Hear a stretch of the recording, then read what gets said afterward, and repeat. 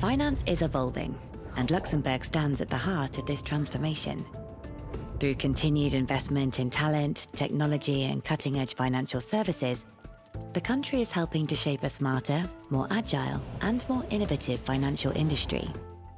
As a hub for global expertise, Luxembourg is at the forefront of blockchain and digital assets, providing legal certainty and turning emerging technologies into practical, real-world financial solutions.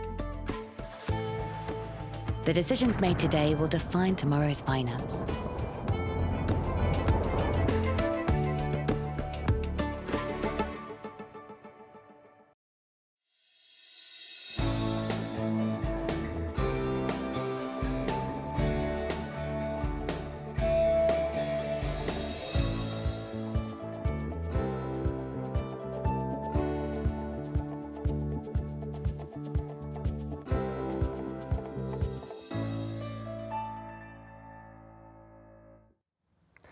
Ladies and gentlemen, welcome to the Luxembourg for Finance Digital Finance Forum for 2026. It's great to have you here.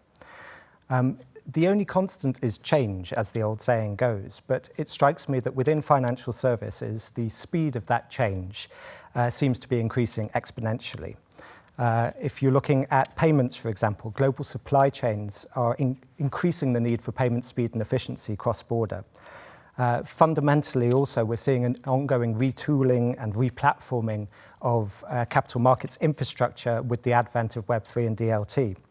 And then, obviously, we also have the AI revolution, which is increasing the speed and efficiency of firms, and also, in the best case, the innovation and cognitive breadth that the employees of those firms are able to provide. So with all of this at the background, we also have to acknowledge that finance is really sitting at a nexus of interaction between technology, regulation, and to a certain extent in the current environment, geopolitics. And so the questions that we need to start asking ourselves is, firstly, how can we ensure that financial services channels funds as efficiently into investable projects in this new environment? And how does technology help redefine capital markets activities? We also need to ask the questions around how do we ensure that payments are as seamless, safe, and as possible cross-border? And how do we provide the broadest range of payments options and choices to end users? And then we also need to ask the questions of how will AI reshape decision-making? How will it reform governance? And indeed, how will employment be affected within financial services firms by that revolution? And these are just some of the topics that our expert speakers are going to cover in today's event. And with this being said, I'd now like to hand over to our first speaker, His Excellency Gilles Roth, the Luxembourg Minister of Finance, for his opening keynote.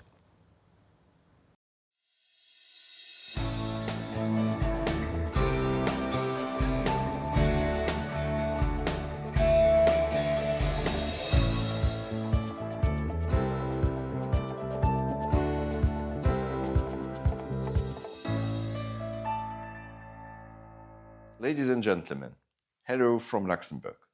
Welcome to the Digital Finance Forum 2026. Thank you to Luxembourg for Finance for organizing this event. Thank you to all partners and supporters who help make it happen. We are meeting at a moment of fast change. Technology is changing the world around us at lightning pace. At the same time, geopolitics is shifting. The first change is good because it brings innovation closer to people. The second change is bad because it brings danger closer to people. In any case, security is back at the center of policy. Security together with freedom for all. That's very important to me. And demographics are reshaping our economies. In this age of competition, Europe has work to do. We need deeper capital markets. We need more investment into innovation, energy, industry, pensions, housing, and defense. This is how we enable growth. Digital finance can help, but we should stay clear on the purpose. Innovation is not a goal in itself. It is a tool. And the question is simple. Does it make finance work better for the real economy? Does it help savings reach productive investment faster? Does it strengthen trust in markets? And most important, does it strengthen real people? Europe's strength is trust. Trust in institutions, rules, and enforcement. Trust from within and without. That also means Europe must be excellent at implementation. For implementation of rules, the order of the day is consistency and speed, and proper coordination across member states. At the Eurogroup and ECOFIN, together, my European colleagues will look closely at Europe's payment resilience and monetary sovereignty. We need to advance decisively on the digital euro, together with the European Parliament. It should complement cash and work alongside private solutions. And it should strengthen efficiency, security, and choice in everyday payments across the euro area. All of that, so Europe stays competitive while staying safe and prosperous. We also see major moves outside Europe. Digital finance is now part of economic strategy. It is part of competitiveness. Europe should stay open, ambitious, and avoid fragmentation. In plain language, Europe must become a force for cooperation. Back home in Luxembourg, we are very aware of our size, both geographically and financially. We may be small on the map, but we are deeply connected in markets. Our financial center is built for cross-border finance. Luxembourg funds are distributed to more than 80 countries. So our approach to digital finance is similar. It is pragmatic, it is anchored in legal certainty, and it is built for cross-border use. Take tokenization and DLT. Luxembourg has adopted a series of targeted laws to support DLT-based financial instruments. We keep refining the framework because legal certainty enables innovation, and because cross-border markets need predictability. We also moved quickly on MiCA implementation, because clarity is a competitive advantage, and because trust is a market asset. We believe in results through action. That is why our state treasury issued a digital treasury certificate using DLT under Luxembourg law on a platform based in Luxembourg.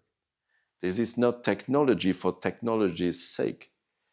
This is about testing faster processing, stronger transparency, and a modern market infrastructure. Luxembourg also has scale where it matters. We are home to around 8 trillion euros in investment fund assets. If we want this ecosystem to stay strong, we must digitize it. That is why we support Luxembourg's fintech ecosystem, such as the Loft, and its mutualization efforts and programs like the Green and Fintech accelerators, to help good solutions reach the market faster, and people too. Payments are another area where digital finance touches the real economy and the real life directly.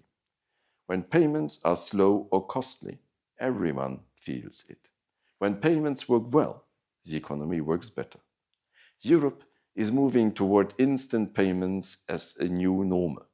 Europe is also modernizing its rulebook, including through the PSD3 package, with a strong focus on fraud prevention and consumer protection. We support this direction. And in Brussels, we always argue for smart regulation. We should avoid unnecessary burdens, and we should avoid gold plating. Artificial intelligence is the next major force reshaping finance. It is moving faster than many expected. The next wave will be even more powerful. AI systems will plan, decide, and even pay with autonomy. This creates opportunity, and it creates responsibility. And here again, our common thread is simple. We want technology adoption in finance to be possible, scalable, and responsible. We have to serve these AI waves without getting lost in them. That is why we created an international AI advisory board on finance. We want real-world input from leaders and researchers who build and use these systems. We want to move from hype to practice and from experiments to adoption. I want to make one point very clearly. I believe in the future of AI, but AI must be guided by human intelligence. This also means investing in foundations, such as data, infrastructures, skills, and cybersecurity. Let me close with this. Finance is not an end in itself. Finance is an enabling system. It enables funding, construction, and growth. Digital finance can strengthen that enabling system. It can channel capital faster and more efficiently into productive uses. It can support Europe's competitiveness, and it can and must deliver practical benefits for citizens and companies. The price is clear: a more resilient Europe, a more productive economy, and a financial system that people can trust.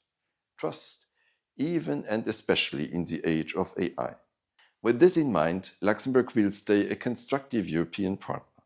We will stay open to global cooperation, and we will keep pushing for innovation that earns trust and serves the real economy, and real people too. I wish you an excellent event. Thank you.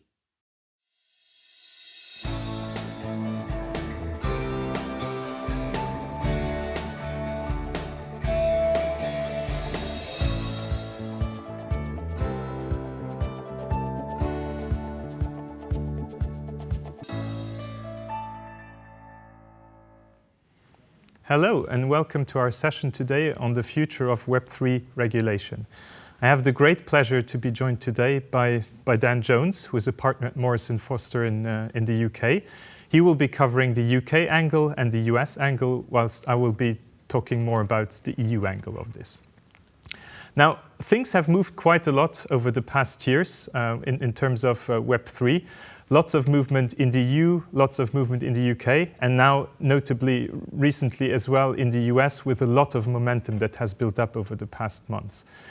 I will start with the EU. In the EU, we of course now have the markets in crypto assets regulation, which has entered into force and then has applied or has come into application in a staggered manner, first for stablecoin issuers, then the full regime became applicable towards the beginning of 2025 for crypto asset service providers. And now we're approaching, I would say, the final big deadline of MiCA at June 30th, which marks the end of the transitory period. What does that mean? Well, quite simply, certain players which haven't been caught by the regime, thanks to the transitory period, now will also have to be authorized under the regime in the various countries that they want to provide their services in.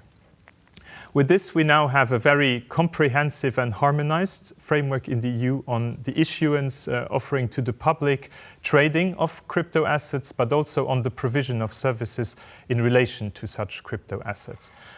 What is important is that MiCA doesn't concern or doesn't take into account DeFi. DeFi for now is completely out of the scope of it. To be seen where that will bring us. I think there's a report by the European Commission expected this year, so there may be news in that respect. And in the same vein, NFTs, for example, and other Web3 topics such as DAOs and smart contracts are completely out of the scope of the regulation. So it remains to be seen how that will continue in the months and in the years going forward, because we know that the European legislator, of course, has a tendency to legislate quite a lot. So to be seen how that will continue. In parallel of MiCA, we have the European EU DLT pilot regime, which offers market players a opportunity to set up DLT-based market infrastructures while benefiting from certain exemptions from regulatory requirements. While there has been some interest and a number of market players have been authorized and set up as DLT marketplaces, I think it's fair to say that, the momentum and the enthusiasm was not as high as legislators and market participants initially expected, which then in part leads to the next evolution of this. Well, the rules are currently being reviewed, and we're likely to see where this is headed in the course of this year, because additional details on the updated EU DLT pilot regime are likely to emerge. So in the EU, of course, not everything is regulated, but you can already see that there's quite a lot of aspects of Web3 which are being regulated, which makes the EU maybe a standout jurisdiction. But of course, the other jurisdictions haven't necessarily been completely quiet. And so on this note, Dan, probably it's a good moment to pass over to you so you can present a little bit more about what you see in the UK and in the US as well. Thanks, Raoul. Appreciate it. I'll start with the UK then. I mean, as it currently stands, the UK crypto regime hasn't moved out of regulation by way of the money laundering rules. There have, of course, been many different consultations on different types of crypto, how we classify, how we define different crypto assets, and different aspects of crypto assets. So, specific rules for stablecoin, capital reserves, and so on.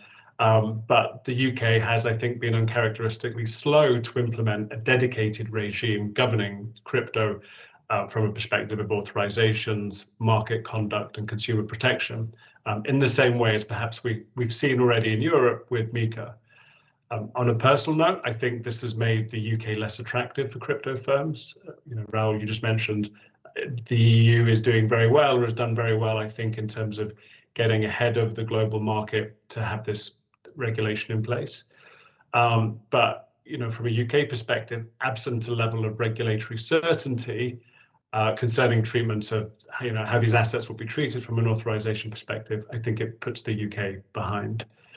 Now, that being said, there is draft legislation. It was put before Parliament in December of last year, and we're hopeful that dedicated rules for crypto will come into force very, very soon. And that will come in the form of an update to many of our audience may be familiar with the Financial Services and Markets Act, or FSMA.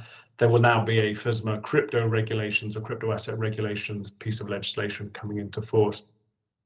And that's going to regulate all qualifying crypto assets within the UK, and it will recognize kind of a separate regulated activity that is linked to things like issuing, safeguarding, administration, and specifically a new regulated activity of issuing and administration and safeguarding of stablecoin.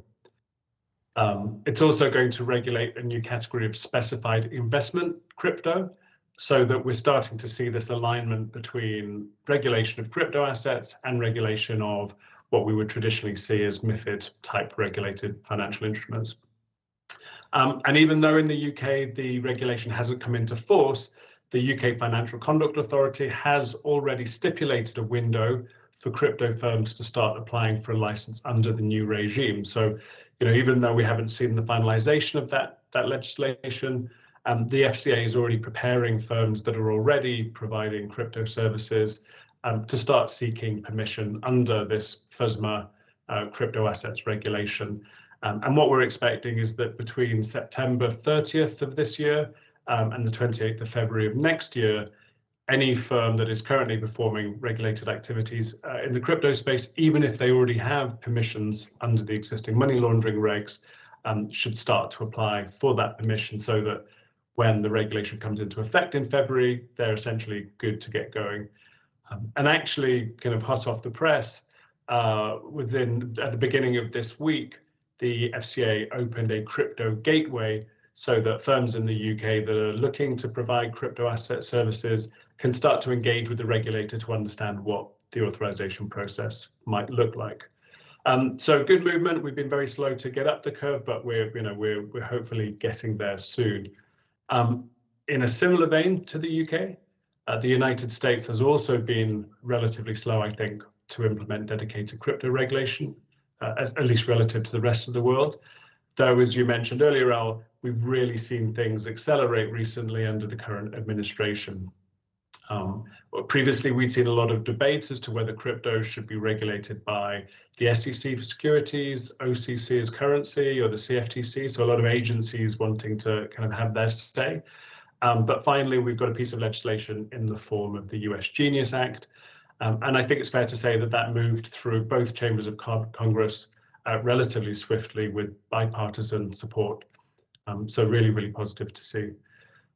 Genius, for its part, creates a federal and state licensing regime for stablecoin issuers. So rather than having to go state to state and obtain local permissions, we've now got that federal regulation that is supported by federal banking regulators and the US Treasury. That, for its part, will prohibit any licensed payment stablecoin issuer from issuing payment stablecoins in the United States before first being approved or otherwise falling into certain categories. But I think what it is important to say about Genius is that unlike FSMA and unlike MiCA, it only focuses on permitted payment stablecoins. And I think we're going to have to wait a bit longer for regulation of market infrastructure and categorization of other digital assets, as these are still subject to pending bills that currently sit before the US Congress. I think it's also worth noting that similar to maybe MiCA implementation in certain member states, whilst Genius has been enacted, it isn't fully effective, albeit we are seeing firms operating in the space sort of taking it upon themselves to preempt what the regulation is going to look like and start to kind of seek compliance with those standards. Albeit I think we'll probably see Genius come into full effect slightly beyond its July 2026 deadline, and possibly into Q1 of 2027 is when we should expect to see the regulation come into effect. Thank you, Dan. Thank you very much. It's very exciting to see also how things are moving on the other side of the world. So that's really helpful input. So that is really let's say the current state of regulation. How does this all translate into market practice? And I think here in Luxembourg, what we certainly have been seeing over the past months is a lot of interest for authorizations under MiCA, whether it's for issuance of stablecoin, the so-called asset reference tokens or e-money tokens, or whether it's indeed the crypto asset service providers. So we have a number of big name players which have already received their authorization. But by talking to the CSSF, we of course know that there are quite a lot of applications which are pending at the moment. So there's a lot of interest, and in a certain way, it doesn't come as a surprise, because as we're getting closer to this end of the transitory period, logically people are really trying to get in these authorizations last minute as well. That is one trend. The other trend I would say is really, I see a convergence between the traditional financial realm and the DeFi realm. So we are seeing a lot of established financial market players which are making their first forays into the digital assets ecosystem. That can be really in various dimensions. It can be at the level of stablecoin projects. It can be at the level of issuance of tokenized securities. It can be the establishment of custodians for digital assets, or indeed even the establishment of marketplaces for digital assets, whether it's crypto or financial instruments, or indeed both, which I think will be a very interesting interplay as well going forward. That is, I think, what we're seeing here in Luxembourg, so quite a lot of interest in that space. But of course, when I talk to my colleagues in other jurisdictions as well, it comes as no surprise that the key trends are the same in other European jurisdictions.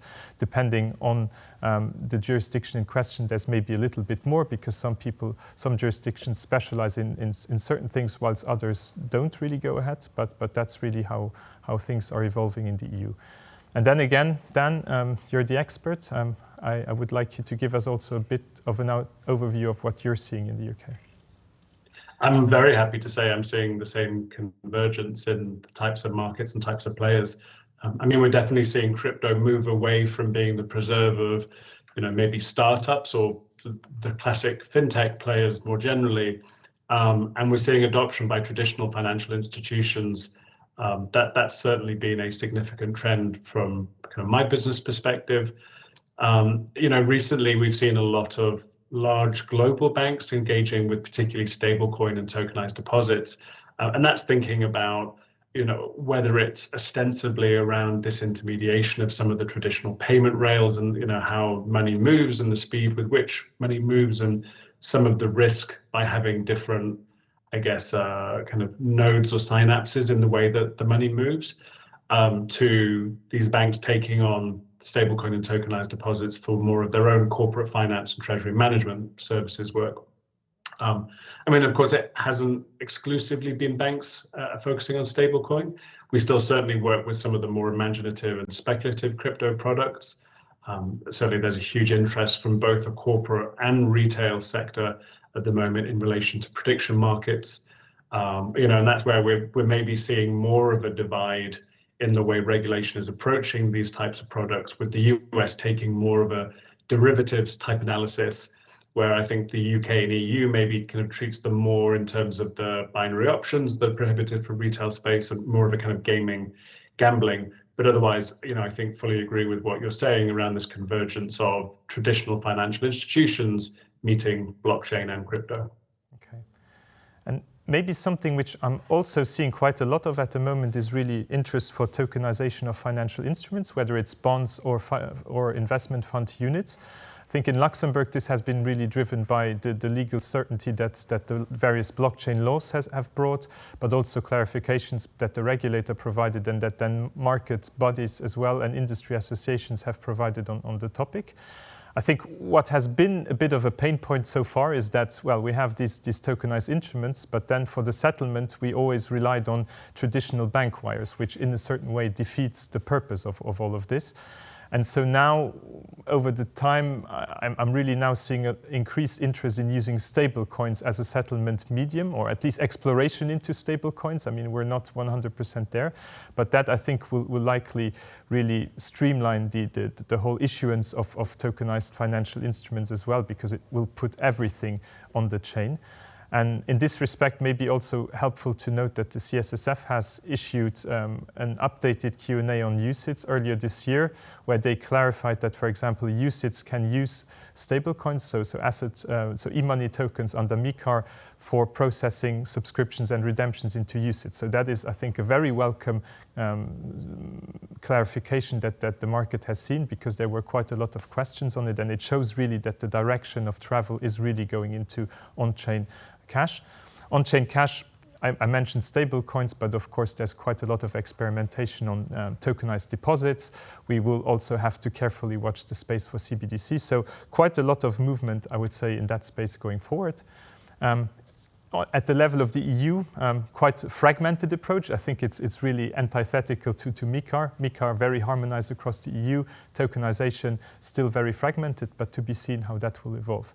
On your end, Dan, are you seeing anything like that at all? Do you see a lot of interest for tokenization on your end? Yeah, I mean, so I think we're still seeing the disconnect, as you mentioned, but not just the disconnect between on-chain kind of blockchain transfer of assets and then the payment mechanism still sitting behind. I think when you think of securities and transferring those, we've also seen the disconnect between the smart contract that gives effect to the on-chain, movement, but then you still have to go through traditional securities registers within the UK. So we're still not entirely there. And I mentioned in the UK, we're still sat in this money laundering regulation state. And under that existing regime, the FCA has approached kind of with the principle of same risk, same regulation. So whilst firms providing security tokens have got to consider their obligation to be registered for crypto, they've also got to do that alongside their obligations under securities regulation, such as MiFID. I think in practice, when the new regulation comes into effect, not a lot will really change. It's just that crypto and MiFID type securities products will be treated under the same heading of the FSMA crypto assets regulation, and there'll be a single point of contact where firms can determine whether what they're actually dealing with is a specified investment crypto asset. And so, they're not going to have to look at MiFID and look at this separate piece of legislation for crypto assets. And I think that's got to be a really positive step in the right direction, if not getting all the way. And I think the regulator is also making great steps to try and bring that level of innovation in and try and kind of nullify the disconnect that we're talking about. And just last week, the FCA has actually announced that it has selected 4 companies to test how stablecoin services are going to work within the proposed regulation. So I think it's Money Financial Technologies, Restabilize, Revolut, and BBTX have been chosen as these kind of forward-looking innovators to just test how the framework and the other logistics that we're talking about will work on-chain or alongside the regulatory chain. And I think there's a lot of work here that the market and maybe some of the audience will be able to do to push the regulator along in terms of what this implementation looks like. From a UK perspective, we've already seen the first gilt purchase using tokenized deposits. So, I think really positive steps taken to start converting these traditional products into kind of on-chain and digitized products. I mean, as I said earlier, from a US perspective, we're still waiting for regulation for non-stablecoin, non-payment stablecoin type crypto. So all of those assets that fall outside of Genius. And even from an initiatives perspective, I think the US has been slightly slower in terms of bringing the market on board and kind of engaging them in the same way as we're seeing the FCA sandbox that I've just discussed. The SEC chairman Atkins actually, prior to Genius coming into force, said he was considering an innovation exemption to promote digital asset tokenization, and though we're actually still yet to see that exemption come into effect. Though I think I will say, that there have been some positive movements. The CFTC, so the derivatives regulator, announced the launch of a digital assets pilot in December of last year. And I think that's going to be really helpful to understand where certain digital assets, such as the cryptocurrencies that we know, BTC, ETH, USDC, how they can be used in a derivatives market context. So we're just kind of watching this space to see how successful that's going to be. Thank you. Exciting times. So yeah. I'm a little bit conscious of time. So obviously, when we do sort of a panel like this, we have to do the mandatory outlook. So I'll try to keep it very, very brief on what I expect things to look like in the EU, but then I will again hand over to you, Dan. In the EU, I would say probably the next 12 months will likely be marked by the bedding in of MiCA. So people getting used to the new rules, additional applications being progressed by the national competent authorities. And then also I would expect then some very innovative use cases to come out of all of this. So that is quite exciting to see. We'll also see a revamp of the DLT pilot regime. So I already mentioned it before, so to be seen which direction that will take, but I think it's definitely something to be closely watched if you're, for example, in the market of developing something like that. Tokenization, I mentioned it. For me, this year is sort of an inflection point. I'm seeing a lot of more requests by clients, so I would expect tokenization really to take off this year. Whether it's money market funds or whether it's tokenized alternative investment funds, I would expect that to increase. And then finally, I have to mention it, the market integration package of the EU very closely has to be watched as well, of course, because it will have a very significant impact on all that we talked about today, whether it's crypto assets, whether it's asset management or market infrastructure. So that is one very carefully to be watched over the years, over the months going forward. And then on that note, back to you, Dan. Yeah, I can quickly wrap up. I think it's fair to say from a US perspective, we can't say with 100% certainty what will happen from a regulatory perspective when it comes to crypto. The pace of crypto change in the US under the current administration has been rapid and perhaps unexpected, but I think ultimately positive in terms of promoting the space. But what we can certainly expect is similar to what you said for MiCA, which is that both the UK and US is going to bring the FSMA crypto assets regulation into force. We'll see Genius come into force, and there'll be a bit of a bedding in period for those regulations.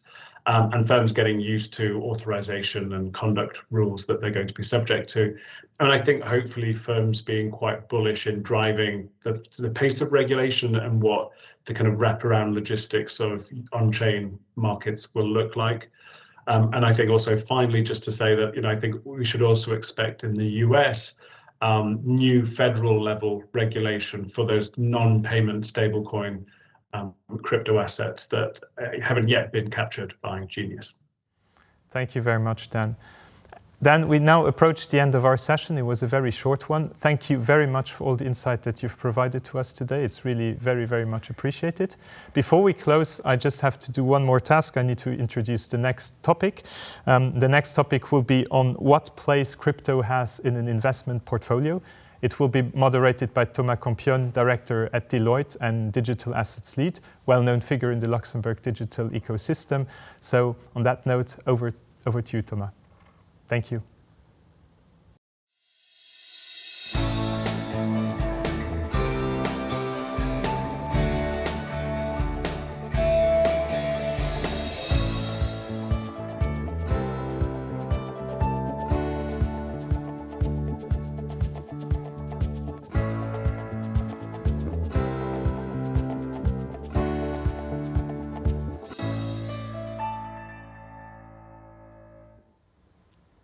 Thank you for the introduction, Raoul, and many thanks to all of you to join us today for this session on the role of crypto assets in an investment portfolio. In the next 30 minutes or so, we're going to explore how global players are approaching crypto markets, how recent regulatory development and continuous regulatory development are shaping the landscape, and what all of this means for investors ultimately. And today, I'm very privileged to be surrounded by great individuals, key senior executive of our local digital asset industry. And just for a brief round of introduction, I'm very pleased to have Jérôme Dave, General Manager of Bitstamp Europe by Robinhood with me, overseeing one of the longest standing exchange in Europe that recently integrated into large retail and brokerage ecosystem. Thank you, Jérôme. Next to him, I have the pleasure to have Denzel Walters, Head of Luxembourg for B2C2, Global Institutional Leader for Digital Asset Liquidity Provision and OTC Trading. Thanks, Denzel. And last but certainly not the least, Jean-Baptiste Graftiot, CEO of Coinbase Luxembourg, at the heart of Coinbase European regulatory and operational hubs. Thank you very much for being with us today. But before we kick this off with a set the scene question, I'd just like to make a quick disclaimer. None of what's going to be said today is going to be investment advice. We are not investment advisors. So just pinch of salt, no financial advice. With that being said, I'd like to start maybe this session with a set the scene question for you, Jérôme. Obviously, we've been in this industry for years. The way crypto has been defined has evolved, but still I believe there's a lot of misconception. So I think that it's super important for our audience to properly understand what we mean by crypto in the context of our today's discussion. So in plain language, Jérôme. Thank you, Thomas. It's a question I get quite often. And I think there are many ways to break down the type of crypto assets. So for today, I suggest to use the MiCA framework, which is the regulatory framework we operate in Europe. And first of all, let's start with the definition of a crypto asset. So a crypto asset is the digital representation of a right or value that can be transferred or stored electronically. Then within that definition, MiCA breaks it down in three types. You will have e-money token. Those tokens are crypto assets that are backed by one single official currency, such as euro or US dollar. The second category are art or asset reference token. Those are crypto assets that would be backed by a basket of different assets or multiple official currency. And then finally, we have other class, which represent the rest and probably the majority of the crypto asset like we know them. So that include the majors, such as Bitcoin, still the king, Ethereum, and all other type of alternative token and even meme coin. And then beyond that, there is also what does not fall within those definitions, what is not MiCA. And there we could have assets such as securities token. So those are digital representation of existing securities, bond of asset. And those, depending on how they behave, but if they behave like a financial instrument, then they would fall under the MiFID, like investment brokerage type of classification. So I think it is important to make that discussion because all of them are digital representation, can be transferred and stored electronically, but they have a different legal nature. And risk profile, super important indeed, because one of the takeaway here is that we are not talking about tokenized assets today in the context of that discussion. And maybe for the audience to put things into perspective, we have indeed thousands of other crypto assets, I think 10,000 and something, whereas we have 30 EMTs and 0 ARTs in Europe, just to put things into perspective. Absolutely. Thank you very much. Building on that now, and maybe question for all, starting with you, Denzel, then JB, and come back to you, Jérôme. Building on that definition, would be interesting to understand when building a multi-asset portfolio, how would you classify crypto, those crypto in practice? Would you consider them as growth assets, defensive assets, cash equivalent, or a specific bucket that is not aligned with anything else? How would you consider that? Yeah, it's a great question. So from the B2C2 kind of perspective and view of the world, as we see our clients and engage with our clients, we often see our institutional clients as they step into the digital asset space, classify them in that digital asset bucket. But I think if you look at some of the crypto assets, and as Jerome mentioned, as you go through the list, but if we take Bitcoin, for example, very dual-natured, right? So if you think about risk-on environment, we kind of see a correlation with natural tech stocks, high beta tech stocks. And then if you think about risk-off environments, we're starting to see like an emerging narrative, particularly for Bitcoin in some instances, where it's being treated like a digital gold and a hedge against fiat currencies and currency debasement. So I think particularly Bitcoin, that's what we see for some of the other majors. So if you go through, I think, stable coins, largely transitory. I think maybe more of the crypto natives treat it like currency. I think for the TradFis, they enter that space still to be determined, but a transitory asset which really used to store and move value. Mm-hmm. Thank you. JB, you want to complement? Yeah, sure. No, great response, Denzel. I would say for crypto, we see crypto as a very serious macro asset today, capable of providing diversification to a portfolio in a manner which is very similar to any other asset classes.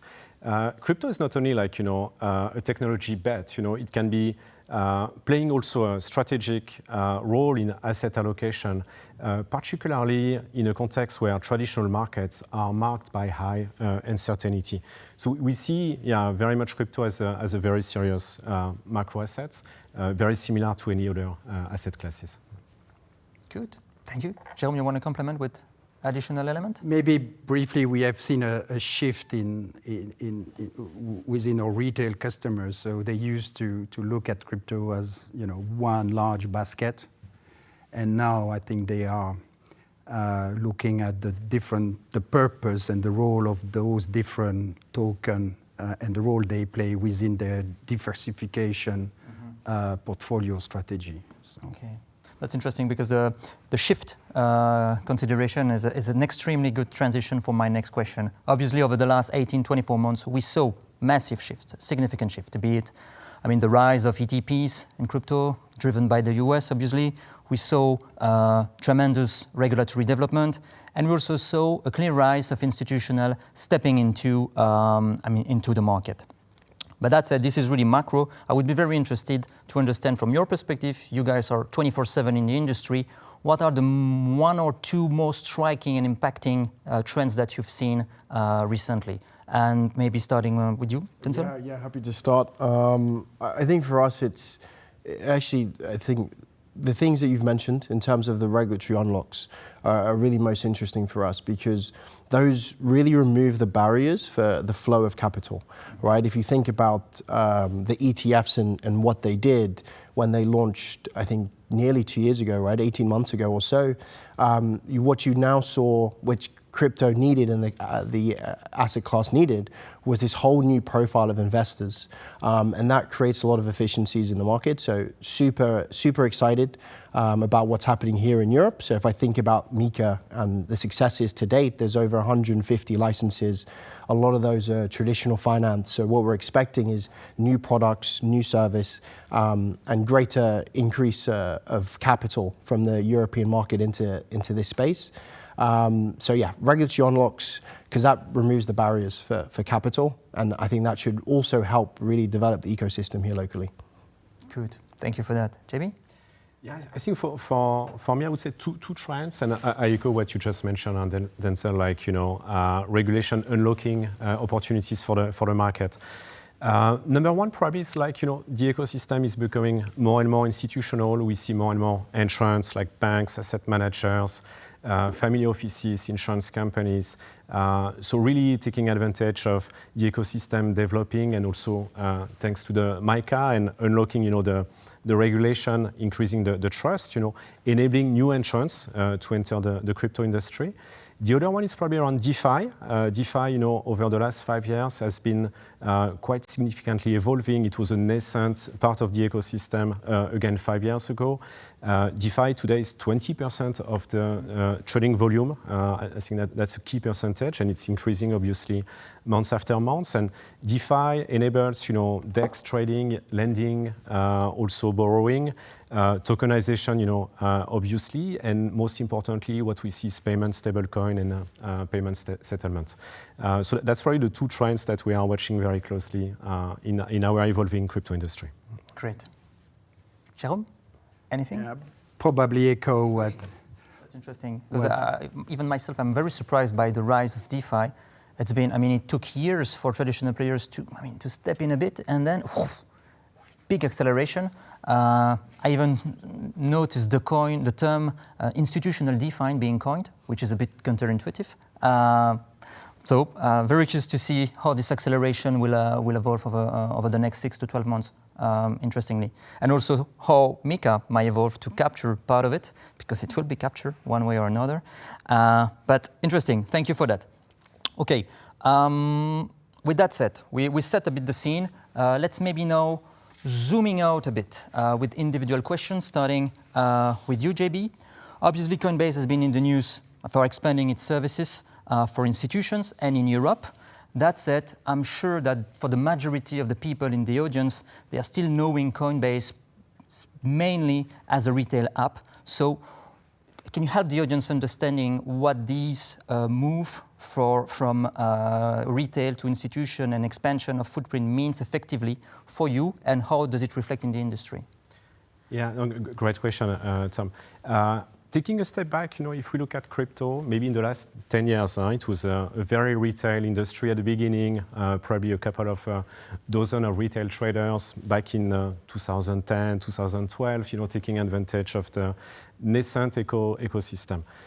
What we have seen gradually, like 5, 6, 7 years ago, we saw some new entrants, more like institutional entrants entering the crypto industry, like banks or asset managers. And I think the key point here is that today in our crypto industry, almost everyone wants to get exposed in crypto. So I think it's very key for brokers, banks, asset managers to offer access, to their underlying clients to crypto assets. And there are millions of crypto assets, obviously, today that people can trade. And I think it's a very important moment, because if you offer crypto, you have the opportunity to retain your customers, because people want to trade in crypto. But it could be also a very significant and compelling acquisition tool. If your competitors do not offer crypto, it may be a good time for you to offer crypto and attract new clients from your competitors. So what we have seen at Coinbase specifically is that everywhere in Europe, in every country, like in France or Germany, Spain, we see more and more institutional actors entering the space. We can give a few examples. For instance, we saw BBVA in Spain, starting offering crypto to their retail clients. We saw in Germany, for instance, Commerzbank, Deutsche Börse building crypto solution to give access to custody solutions to their institutional clients. So it's evolving quite rapidly and everywhere. I would say in the EU, Denzel, you mentioned like 150 CASP today, building the ecosystem, helping the traditional industry essentially to take advantage of all the solutions that players like us, have built in order to give an opportunity to give access to underlying customers to crypto exposure. When we look at Luxembourg, also Luxembourg is playing a very prominent place in the market today. The country has been building a know-how now for more than a decade the authorities, the regulators.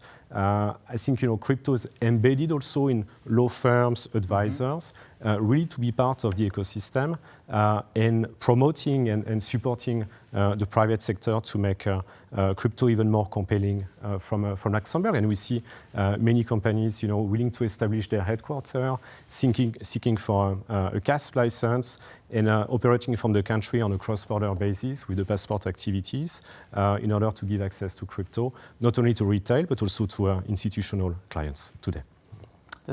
Thank you for that. That's a great insight. And interestingly, the narrative has also shifted a bit. Historically, you had those TradFi players who wanted to get exposed to expand the customer base. But some of the things that I start hearing is also about managing client attrition risk. So it's actually shifting. We step in, but also to make sure that our clients are not going away. And historically, we hadn't had those kind of discussion. Thank you. Jérôme, moving to you, because obviously Robinhood has also been in the press. The acquisition of Bitstamp back mid-25 is a key element. But again, for the audience, can you help them understand what this kind of acquisition mean? Are we talking about consolidation of the space? Are we talking about diversification of TradFi? How should we interpret it? I think that strategic investment only? Probably a bit of everything. I think it confirmed that major players, whether they are banks or neo-brokers such as Robinhood, see crypto asset as a permanent regulated asset class, core asset class, and that it requires a global and a professional infrastructure. If we look at the Robinhood Bitstamp deal, I think it gives us a few insight as well in terms of the general trend. It showed that crypto is moving from retail play to core asset class, as I just mentioned, that institutional are getting in, so we need institutional grade utility. And we have seen over the recent months the rise and growth of income generating assets. So today nobody wants to invest into a dry asset, everybody is looking for yield. And then regulatory safety, I think compliance is becoming a real competitive advantage. And finally, tokenization of real-world asset. I think those are probably the four insights that deal. Okay, legitimizing a bit the industry as well, long-term perspective. Thank you, Jérôme. Maybe moving to Denzel, because obviously we looked at the qualitative, let's say, insights of this market. Now I'm interested to understand maybe if quantitatively, and by quant I mean trading behavior, assuming we have the postulate that the industry is effectively institutionalizing itself, do you see that effectively happening in terms of trading behavior? Are those institutional players, stepping into it in a long-term allocator's perspective, or they are still pretty short-term opportunistic traders? Yeah, no, it's a great question. I think you really have to look at client segments. So different clients have obviously different investment risk appetites, different strategies, and different approaches. But I think if you just look at crypto, its market cap, its trajectory over the last 5 to 10 years, I think right now we're at 2.5 trillion. Earlier, last year at points we were at 4, but this is a maturing asset class, which speaks to long-term capital allocation. I think if you look at the nature of the ETFs, but then if you think about just the product development that sits around that, so there's now a more mature options market, which really speaks to institutional coming in, looking at structural risk management, hedging. So all of the crypto universe, if I look at the AUM, traded volume, I think might have been shy of 80 trillion last year, right? So a more mature asset class, and you're seeing that further reflected in product enhancement, product development. I think Q4 for options in crypto basically exploded, and I know JB can probably speak more to that because he has those numbers. But yeah, where we are now is, I think, more long-term capital allocators, seeing that through products and capital flows via products. Obviously, as with all asset classes, there's always opportunistic trading, right? So those are those that see the fragmentation, see the inefficiencies, and are able to capture those revenue opportunities to hopefully ensure the market becomes more efficient and the execution continues to enhance. But yeah, the trend is more long-term capital allocation, but with all asset classes, there's opportunistic trades and inefficiencies to be captured. But at the end of the day, trading is also about seizing opportunities. Huh? It's the name of the game. Thank you for that. Okay, I'd like maybe that now we shift a bit the discussion towards more regulatory aspects. As we heard from the previous panel, regulations has been moving quickly in Europe, but also globally.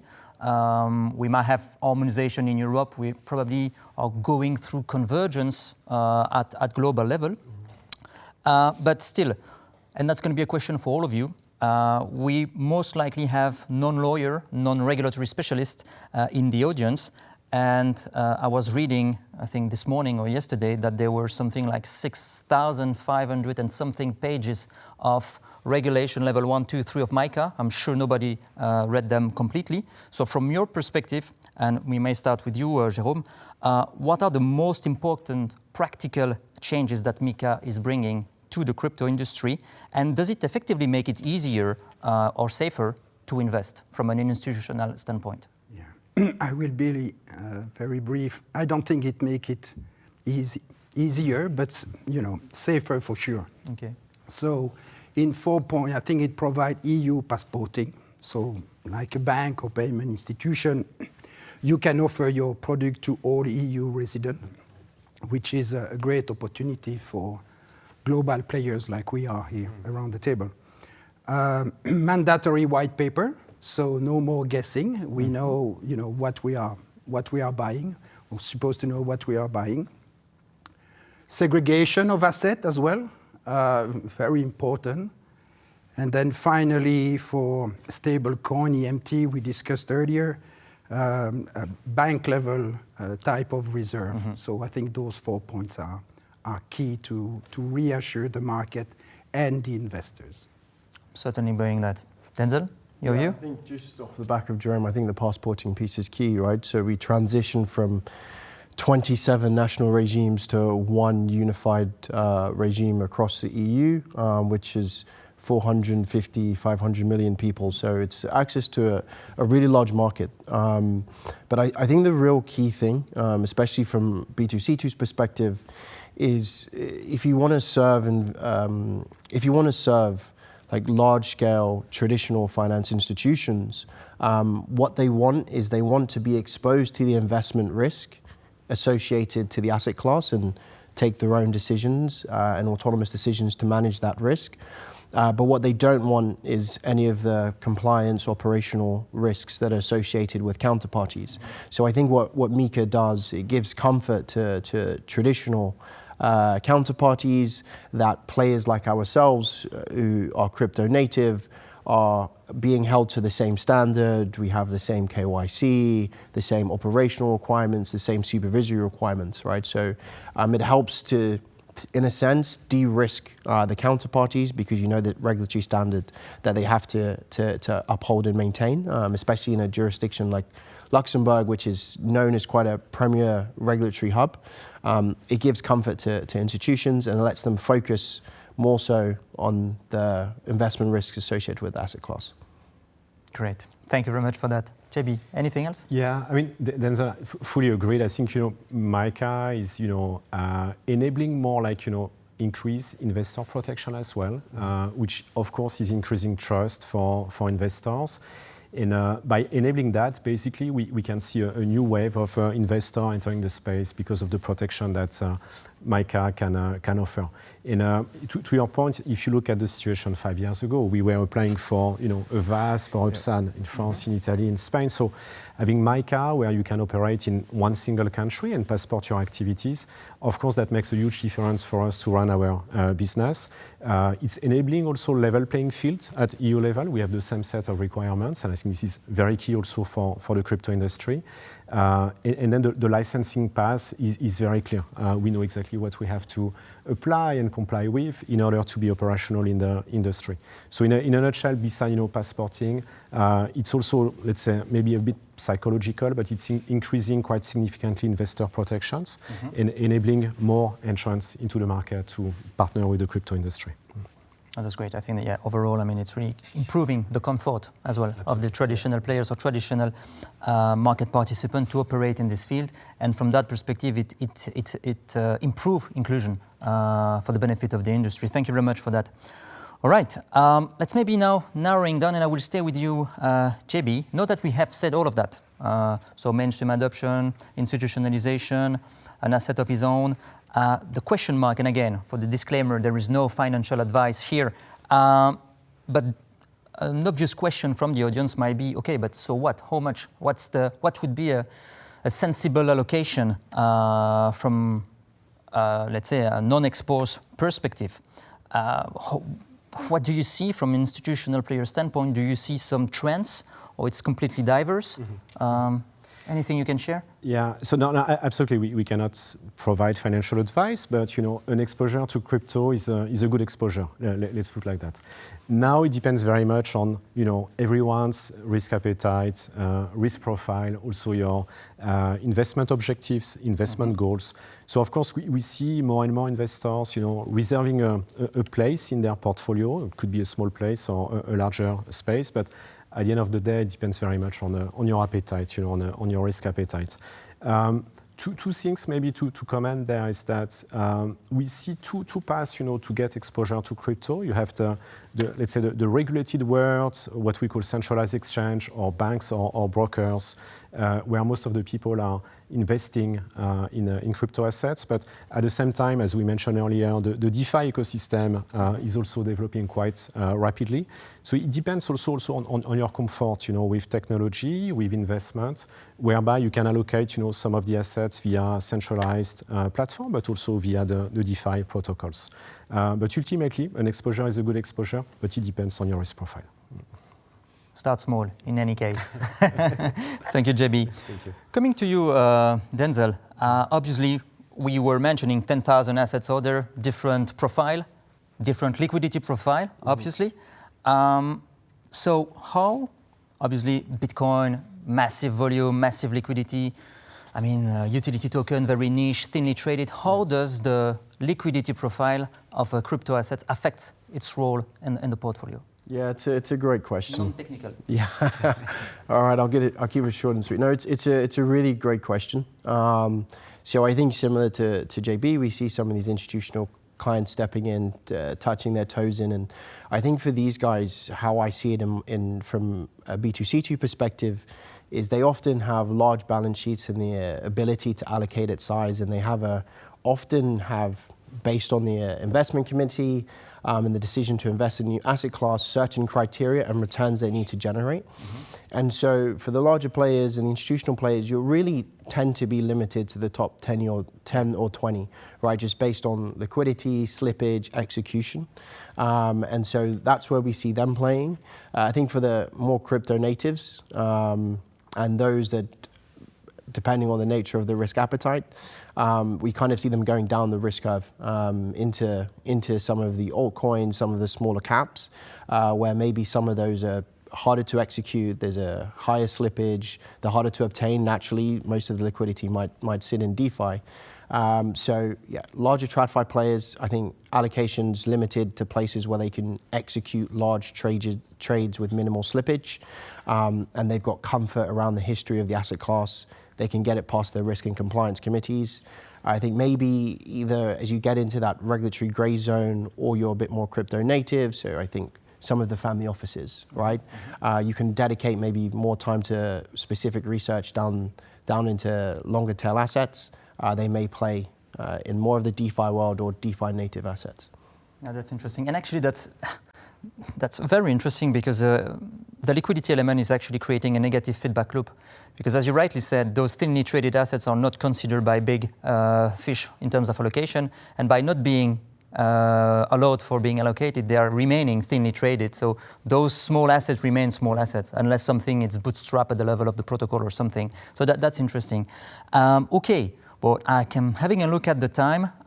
We are almost there, and I'd like maybe that we open up with you, Jérôme, on some perspective. Obviously, this industry is super dynamic. There's not a day without a news or a good news, obviously. But looking ahead, and you are 24/7 in the industry, but I'm sure you can still be excited about it. What are you the most excited about for this industry in the next 12, 18 months, for example? And that would be my last question for the panel. Okay. Well, I see tokenization of everything. Personally, I believe that, but also at Robinhood, we believe that at some point everything will be tokenized, and we will be able to trade 24/7.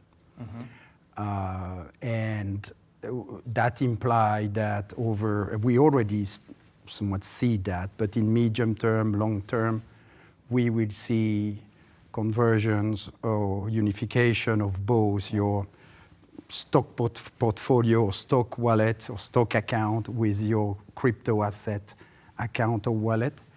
Everything will be unified under one single digital wallet. Yeah, I like this convergence element. This is really about that. At the end of the day, even if tokenized assets this is not what we discussed today, but we're going to have, at some point, they will be on the same playing field. So that's very interesting. Denzel, shortly, and then JB, before we close. Jérôme stole mine, tokenization, but I think my little snippet would just be, if you followed, I guess, some of the geopolitical events over the weekend, crypto was probably the only place that you could see any sort of price discovery, right? And that's just because the market's open 24/7. So, if you looked at tokenized gold or tokenized stocks, you could get a view of the direction of the market before Asia opened on Sunday night. And I was actually very surprised to see that it was holding. Surprisingly. Yeah, absolutely. We're not so surprised. Okay, JB, last word for you. Yeah, sure. Probably two things for me. We talked about DeFi earlier, so I'm quite excited to see how DeFi will develop over the 6-12 months, given the super dynamic trajectory. The other one is, we have seen like massive success for USD stablecoin, so I'm quite excited to see how we will be experiencing, a Euro stablecoin. To allow wider participation from EU investors. So there are many initiatives, and I'm quite keen and excited to see how all of that will be developing over the next 12 months. That's great. Obviously, there are lots of things ahead of us. Well, thank you very much, gentlemen. It's been a pleasure, as usual, to have this kind of conversation. I hope that the audience appreciate our discussion. And it's now time for us to close this discussion and to hand over to the next panel about how capital market adapts to Web3, moderated by our dear Emily Allard, Product Director at Untitled Chapter Digital Asset. Thank you very much.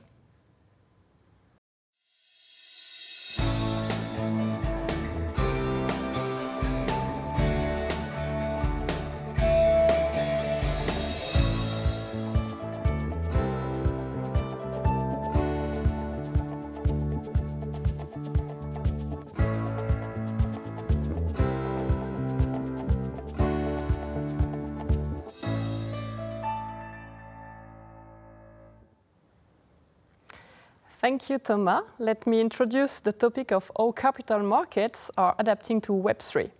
At its core, Web3 leveraged blockchain technology to enable users to retain control over their assets, identity, and data, reducing reliance on centralized intermediaries. While this shift unlocks significant opportunities such as asset tokenization, greater financial inclusion, and programmable money, it also presents a number of challenges, including the evolution of regulatory framework, security risks, and scalability constraints. To explore these opportunities and challenges in more depth, I'm pleased to welcome today our panelists, Ala Presenti, co-founder of Investre, Rafał Kwasny, who is the conducting officer and head of international intermediary oversight at Franklin Templeton, Luxembourg. And finally, Martin Watkins, CEO of Montis Digital. Welcome, and thank you for attending today. So let's deep dive in the topic, and let's maybe start with the context and what is happening today. So if you had to provide what is happening in the Web3 in the capital markets as of today, what is the one change you believe is already irreversible? Maybe Rafal, if you want to start. Happy to start. Thank you, Emily. I would say that it's worth to start where we are right now, and we are kind of witnessing ongoing replatforming of the industry, of the ecosystem, and I would even call it like a modernization into new Web 3.0 environment. So for the time being, I would say that we are more in a somehow hybrid situation, that the traditional operating models, traditional systems, databases maintained by financial institutions are being maintained, and alongside there is a growing population of those new DLT-based, AI-powered ecosystem, which is basically Web3. So whatever has been built in this new environment, I do believe, as DLT is kind of a technology that what is written over there stays over there. I would call it that once things are moving there, they will stay there for good, and there will be no way back to the traditional world. And what's your point of view, Martin, on that? Because you're building a new platform, a new way of seeing CSD. So what's for you right now irreversible? Yeah, thank you. I think for us, unequivocally, it is the fact that all assets will be recorded and transferred on chain. We think that's the one part that is irreversible from now. The journey to get that to be mainstream and ubiquitous, well, the mainstream is coming now already, but the ubiquitous, that will take a few years in transformation, but it is irreversible. And I think from our perspective there, it's not a technological milestone that's been achieved. It's not a product launch, but it's a cognitive and it's an institutional restructuring of the market. So to take Rafal's point, it is a state of flux at the moment, but the one thing that is not coming back is that these assets are now legally recorded and transferred on chain. And you, Ala, you're transforming the way we invest. So what is right now irreversible in your field of expertise? Thank you. I'll try to add something on top of what my co-panelist says, because I agree. What I want to point out is that Web3 is not anti-regulation. Web3 is anti-inefficiencies, if I can put it this way. And if we look back, if Web2 was about reading and writing, Web3, it is about embedding governance. So going back to your question, what I think it's irreversible, it is the governance. Because before, we were following the rules, and then the compliance was checked externally. Now, governance is embedded in the system, right? If your system, if your transaction follows the rules, your transaction is executed. If it doesn't, it's not executed. So governance becomes a part of a system, and that's not negotiable anymore. Thanks for this clarification and your point of view. Fund tokenization, it's emerging as a transformative force in the investment landscape by enabling fractional ownership and, as a result, lowering the barrier to entry. So, Rafal, how is the tokenization changing the nature of products or primarily improving distribution and servicing? Yes, so 100% it does change the product characteristics and ultimately delivers a better outcome to clients. And to prove that point, I'll give you 3 examples. The first, if we take our money market fund, which is the first UCITS launched fully in blockchain here in Luxembourg, it offers real-time transfer functionality and intraday yield as well.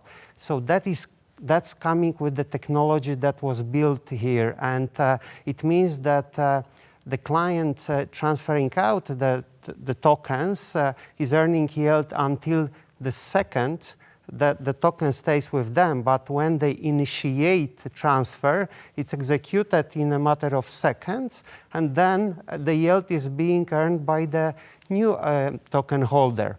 Again, in a matter of seconds. If this happens over a weekend, because this is part of their collateral arrangement and so on, that you can see how much benefit it already brings. Second example, I would say, is related to the situation of a wallet-based ecosystem that kind of comes with tokenized products and then blockchain infrastructure. So in that situation, clients so far could have primarily crypto and stable coins on their wallets. Now we are adding tokenized real-world assets over there. So we're giving them a lot of opportunities to diversify their portfolio. Again, this will continue if we add their equities, bonds, and other type of assets, even bank deposits. Then the client will have everything in a single wallet and will be able to move assets and transfer them within their wallet.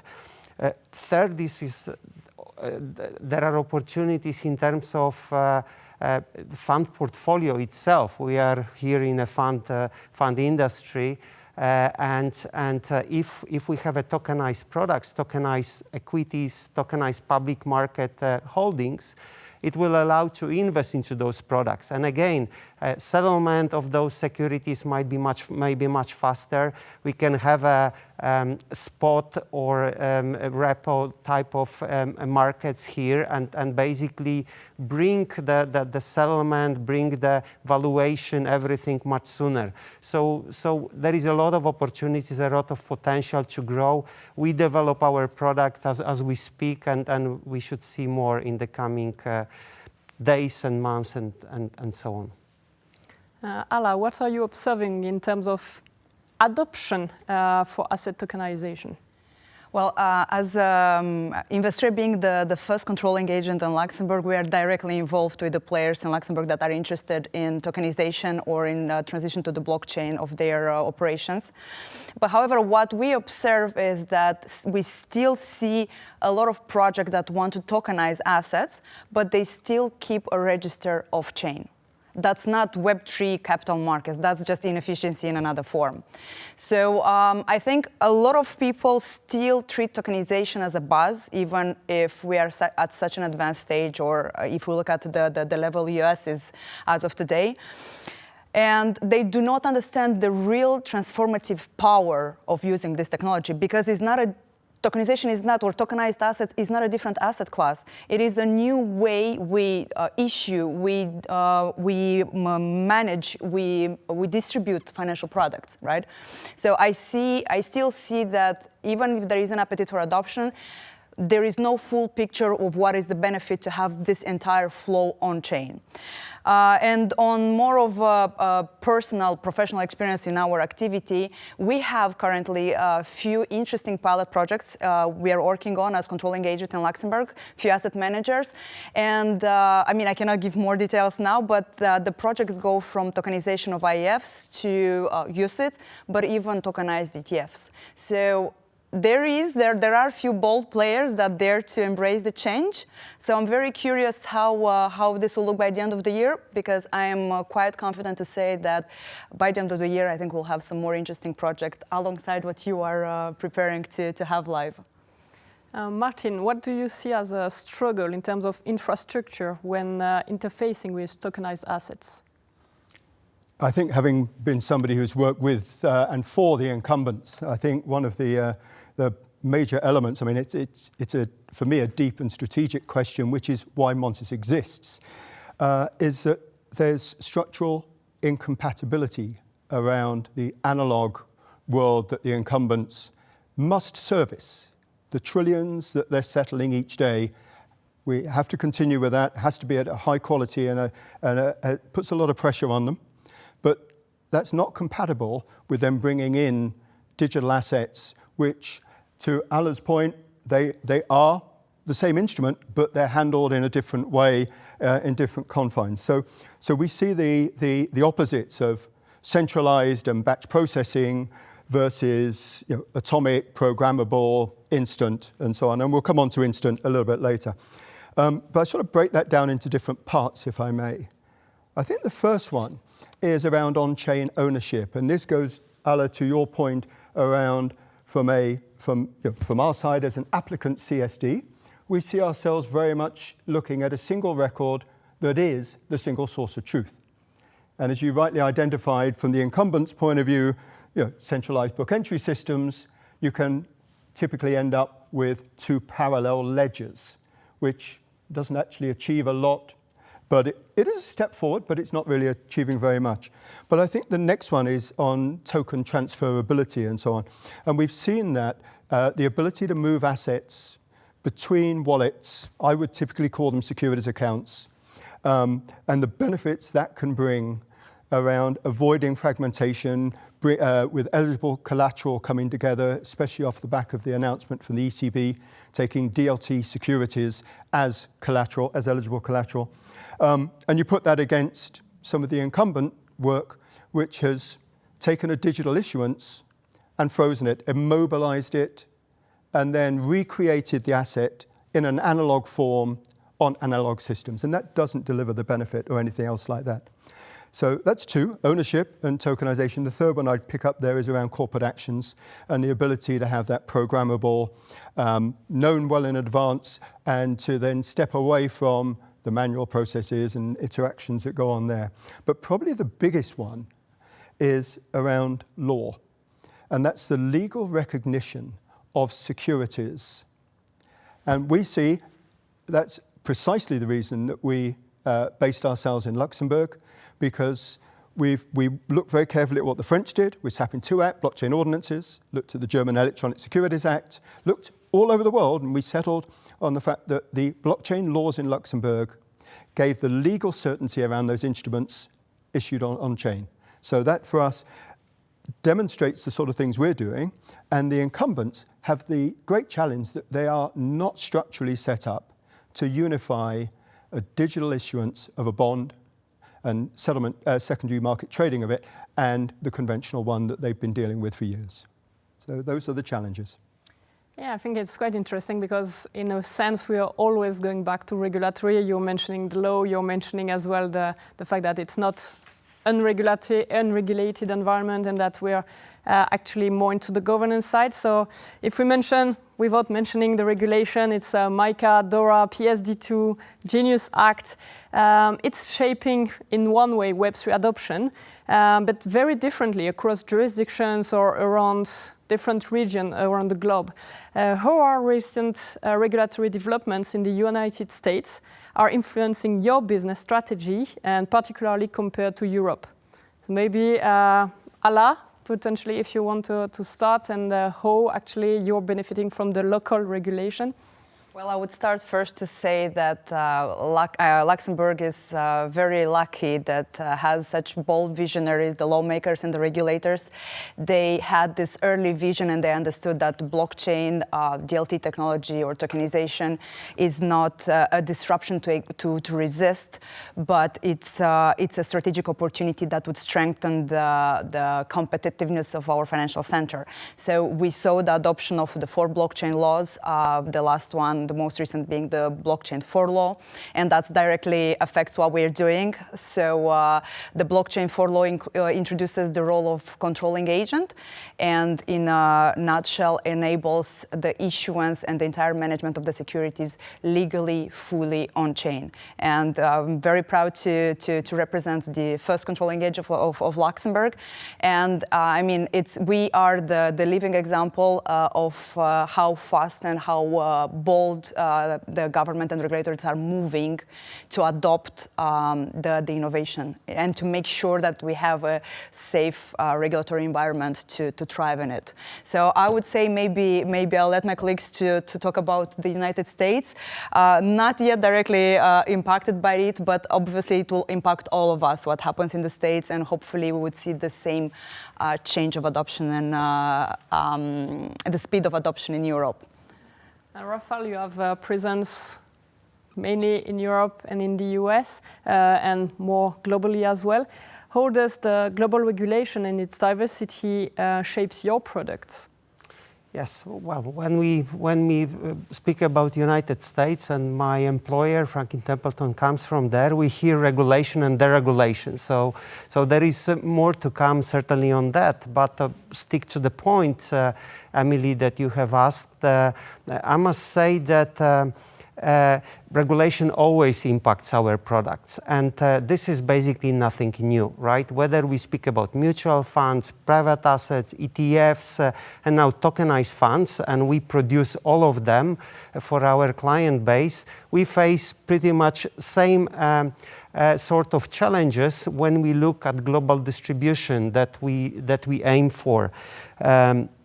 So when we look at our money market fund strategy that we've developed as our first product, fully tokenized, first it was launched in the US, right? We learned hard lessons over there. We've developed that software. Now we brought it to the other markets. We have it in Luxembourg, we have it in BVI, we have it also in Singapore right now, and we service those international markets out of Luxembourg, by the way. So in order to get there, we had to speak to the regulators in all those markets. We also had to speak primarily to CSSF here. And I must say, we have a very positive experience because I would say it was a sort of partnership that we kind of entered with the regulator here, which is a very unique situation. On one side, we wanted to bring the product. On the other side, the regulator had its own interest in getting that product launched here. So it was really a win-win situation. So basically, that helped a lot, and that partnership, I'm sure, will continue. But ultimately, I would like to say that whatever we do with the products and regulations and so on, we always look at harmonization of products, and as much we can make the same way in different jurisdictions that's needed, because ultimately that will bring a better outcome for our clients. Not the kind of complexity, etc., but kind of same secure, proven environment delivered in a consistent manner will certainly give those benefits. And Martin, I think you're pursuing the ECSD regulation or license. How is it shaping your solution? Does it have an impact on what you're building? It does architecturally from our starting point. I think the first thing we look at is the fact that picking the two main topics we've got here, US regulations, EU regulations, they are completely different strategies that they're following. When we look at the DTC's no action letter that it got from the SEC back in December, that's a voluntary tokenization of securities and so on. And that's part of a continuity approach that the US have taken towards classifying it as a security, therefore the treatment is the same way. We look at the Genius Act and what that's brought in from a payment stablecoin perspective, and we look at the cash being really key. Then we look at the EU perspective. The pilot regime is one aspect. We talked about the different laws in France, Germany, Luxembourg, and so on as well. And now we've got, as of, I think, the 4th of December 25, we've got the MISP, the Market Integration and Supervisory Program. And we look at what does that mean to our strategy? I think, first of all, we got it right by going first in Luxembourg.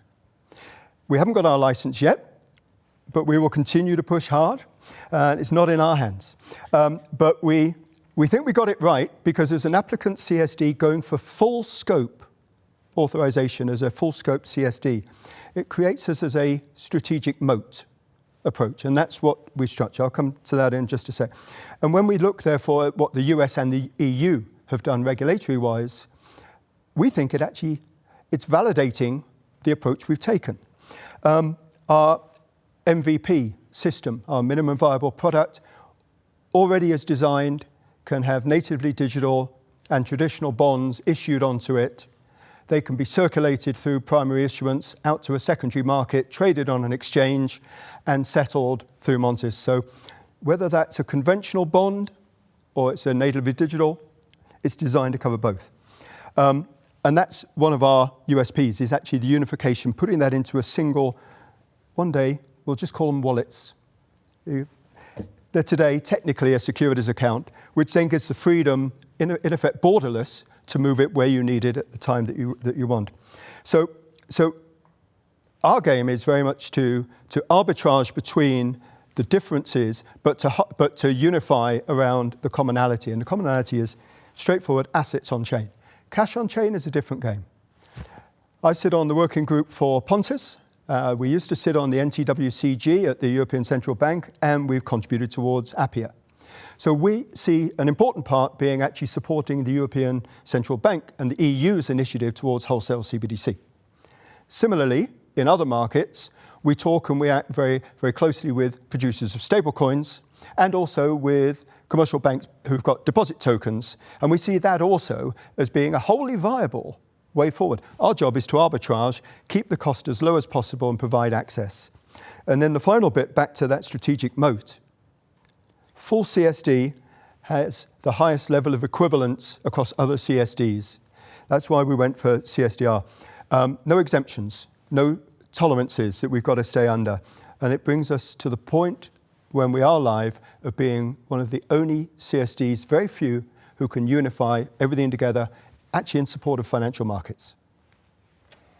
I think going back to the financial markets and its efficiency and the fact that we are aiming towards the use of blockchain to allow transactioning and settlement on a 24 hours, 7 days a week, and 365 a year without interruption. Does it have an impact for you? Does it mean that you're aiming for this? Does it mean that your platform will actually be the provider for this solution? And does near instant settlement actually reduce systemic risk, or does it create new liquidity and operational challenges?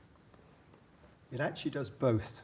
Okay. And that's why it's a market that is adopting digital transformation. It's not any one party who's going to simply lead the way, there it is, and everyone else comes to it. So if we look at it unambiguously, you do actually reduce the principal risk by having near instant settlement. But at the same time, you can create other risks, especially around liquidity, if the rest of the ecosystem, the other counterparties that you're trading with, just are not in the same place, or your custodian isn't supporting you in the way that you're intending to. So it's not about the custodians being late, because they will always support their clients, but it's about bringing the market together in unison. So when you ask the question around near settlement, does it reduce the risk? Yes. But at the same time, it's the way in which adoption happens that we actually make the difference there. And there's also a trade-off regarding things like netting. And that's why we've designed a system that can do instant settlement, but at the same time can settle T+1, T+2, because our role is actually to service the market. So we'll make that available.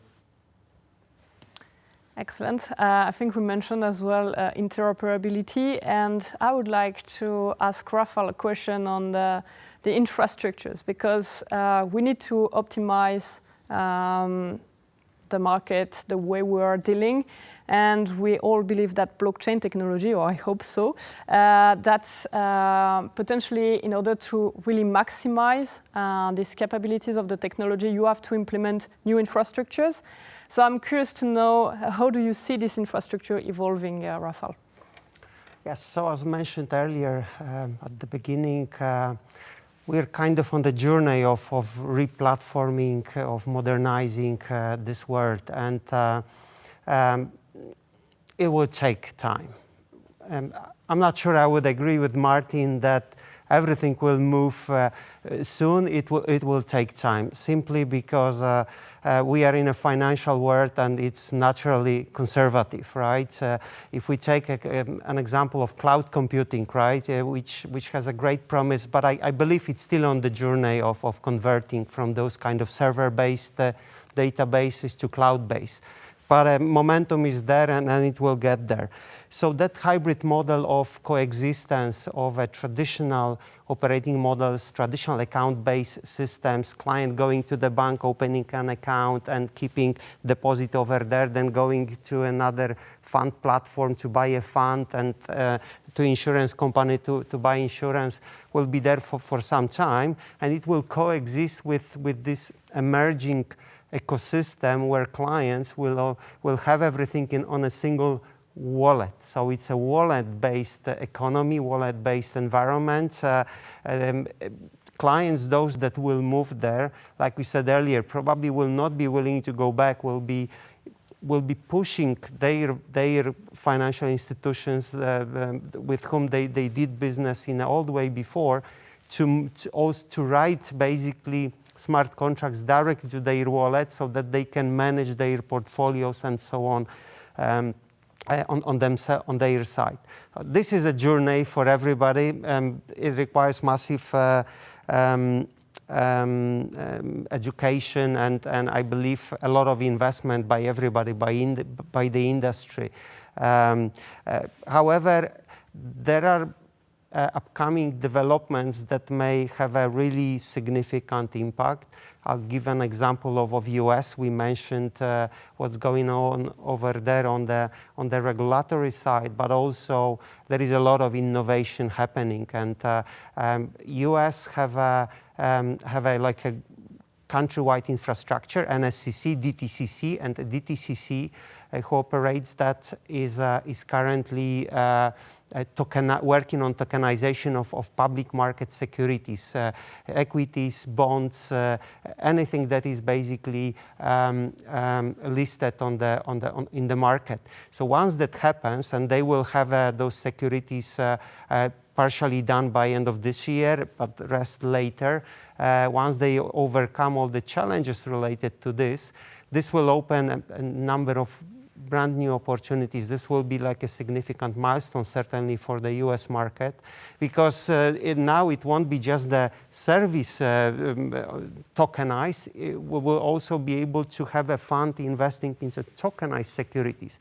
And here comes like a real-time settlement. Here comes the ability to transfer and buy and sell with a price taken kind of in the middle of the week. So changing this batch process, Martin, that you have mentioned into a whole new world. So we are really in this is really evolution.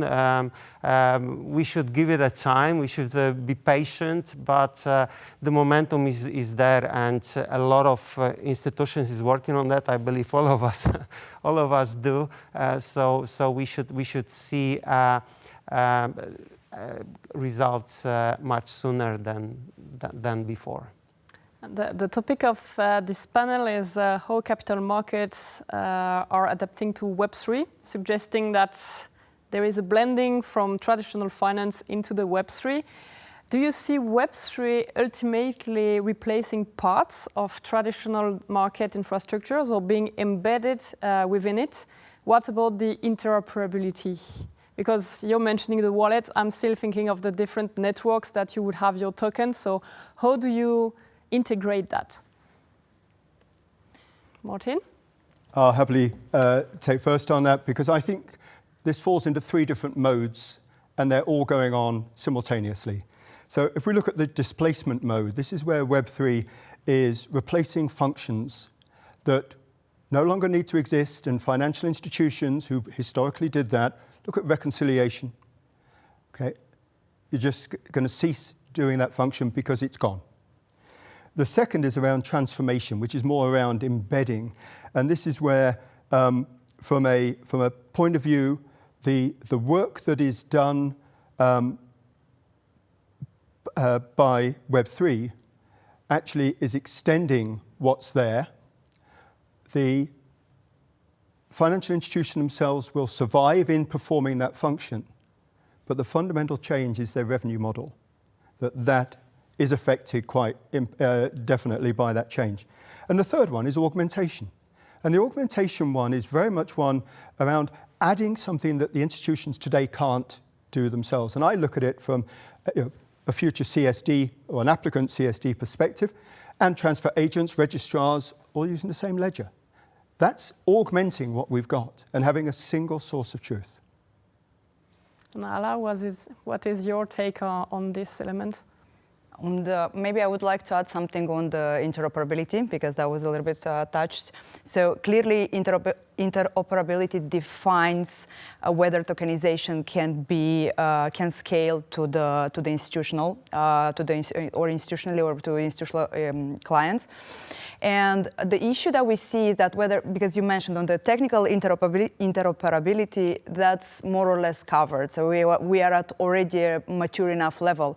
However, we have to tackle, and I hope we will follow what is happening in the US with the Genius Act already, the regulatory perspective, because what interoperability must preserve the legal certainty and the integrity of the single truth, record of the truth. So as I was saying, we are talking about one single source of truth across the systems.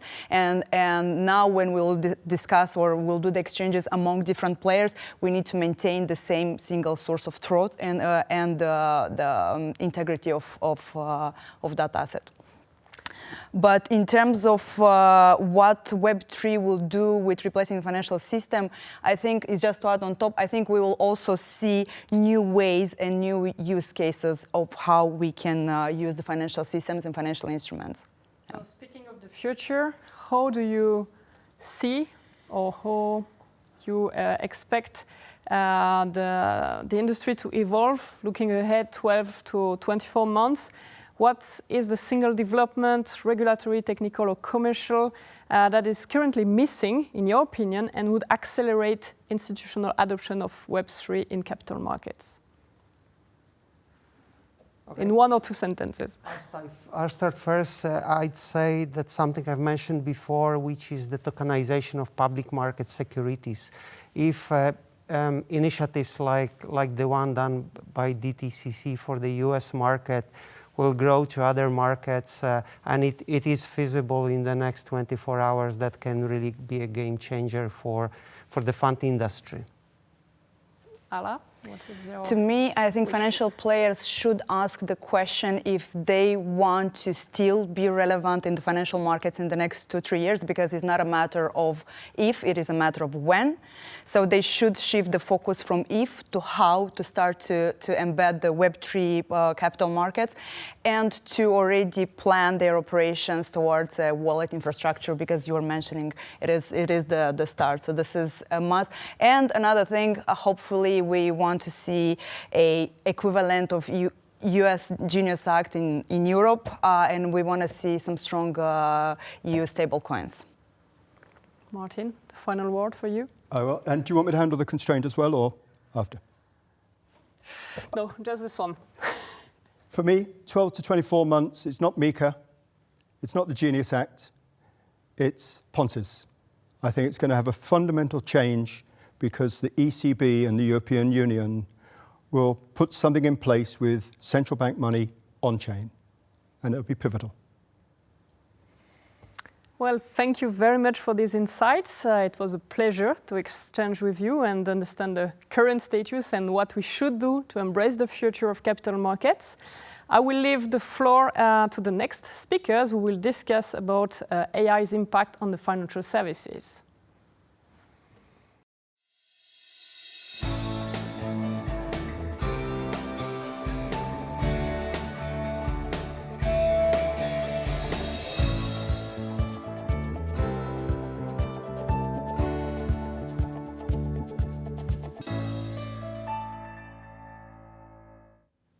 Welcome to this discussion, and I'm happy to be with Dave Schreier, who is a professor of practice at Imperial College and who's leading the AI initiative at Imperial Business School in London. And David is also a member of the AI Advisory Board for the financial sector in Luxembourg, which has been put up in January this year by Minister Gilles Roth. Dave, over to you. Thank you, Jean-Louis. It's great to be here, and really appreciate you providing this platform. So it's a pleasure to speak with you. I wanted to ask you a question. Is AI in financial services primarily a margin story, like around cost reduction, a revenue story around new products, or a competitive survival story? Which is dominant over the next 5 years? Well, I think that your question has the history of AI in the financial sector in it, because in the beginning it was, of course, the cost reduction factor, and I think even more so a question of efficiency. But now we see AI everywhere in the front line, as we have been discussing at the AI Advisory Board as well. We see it in retail, we see it in insurance, we see it in wealth management, we see it in the fund industry, we see it in corporate banking, so it's virtually everywhere. And the sign that it's virtually everywhere comes from the fact, or is underlined by the fact that the ECB is getting very interested in it and drawing banks' attention to the fact that, in their opinion, AI today is at the core of business and risk, and that leads then to a certain number of regulatory intervention as well. And ultimately, it will be a question of being competitive in the new world in 5 years' time. It's not just a nice to have, and the time for small-scale experimentation is over. There's going to be still more experimentation, but it's about material delivery as well today. Which then actually leads me to ask you a question on strategy and governance.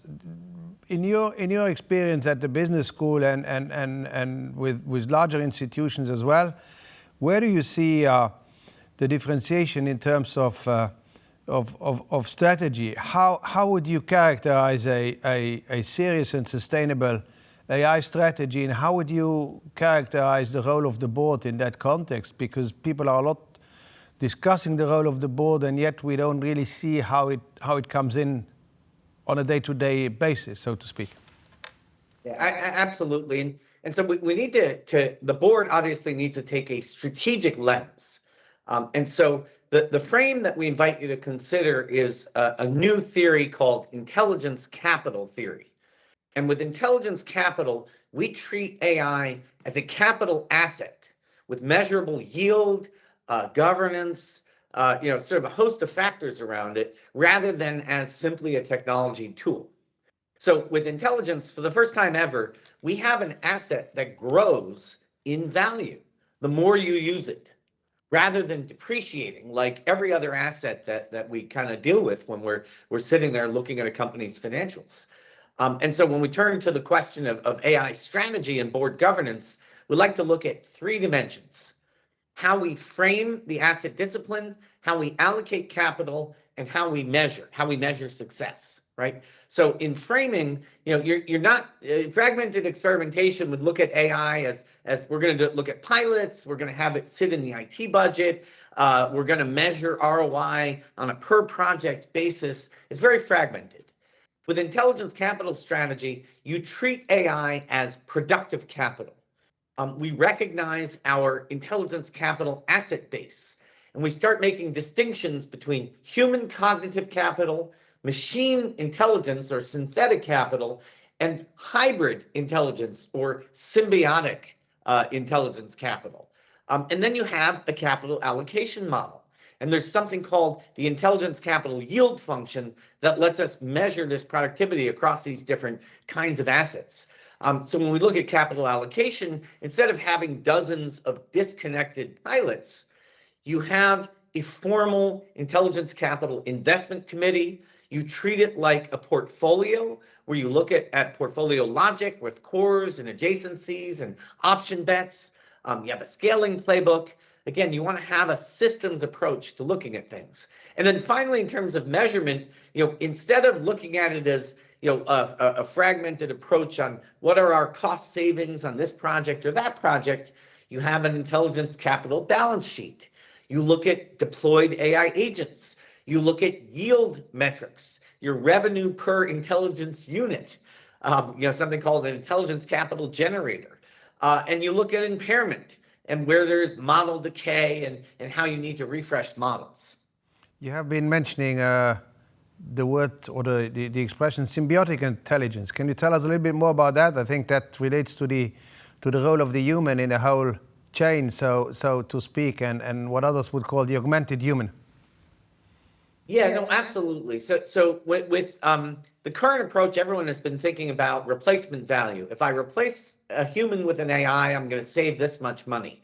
And you can get a 0 to 20% ROI off of that. And in fact, those are the kinds of numbers that financial services organizations have been seeing. But instead, if you have the human work together with the AI as co-equals, you can get as much as a 2,000% ROI. But you do need to sort of change all of your processes and your business structures, and that's painful. That's not an easy transition, but there's a huge benefit at the end. I'm going to sort of shift a little bit, though, to ask about the question of regulation, because this is something I know you've spent a lot of time on. Should AI in financial services be governed primarily by horizontal AI regulation, like the EU AI Act? Or should there be kind of sector-specific financial regulations, financial supervision? Where does each kind of break down? Well, I think that there's a consensus today that there's a need for regulation in the area of AI. Now, the big question still is how to regulate AI. And if I look at recent developments, the discussion between the US government and Anthropic in the military area, there's a lot of tension because the regulations should not apply as they apply for the rest of the application. And by the way, the EU AI Act also excludes military applications, something which many people don't know. But the core question is whether you're going to apply, I'd say, 15 sets of legislation specific to the financial sector and general text. I'm just going to name two, which is the AI Act on the one side and GDPR on the other, but I couldn't name a number of others. And then you come on top of that with DORA, and then we come on top of that with a whole set of regulatory bodies. So the discussion is still ongoing.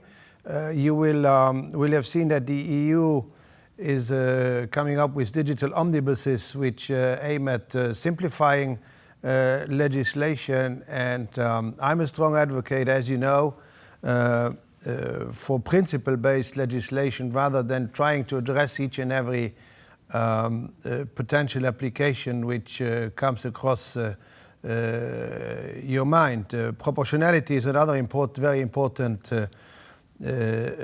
factor, and at the end of the day it all comes down to governance, it comes down to avoiding bias, and it comes down to having a regulatory approach which at the same time addresses the risks and in that sense is cautious and prudent, but which on the other hand also fosters innovation. So I don't really think that we know what... That begs the follow-up question, are the supervisors properly equipped with skills and tools to kind of oversee these approaches and to oversee AI-driven institutions? Well, there's a fragmented regulatory landscape, that's for sure.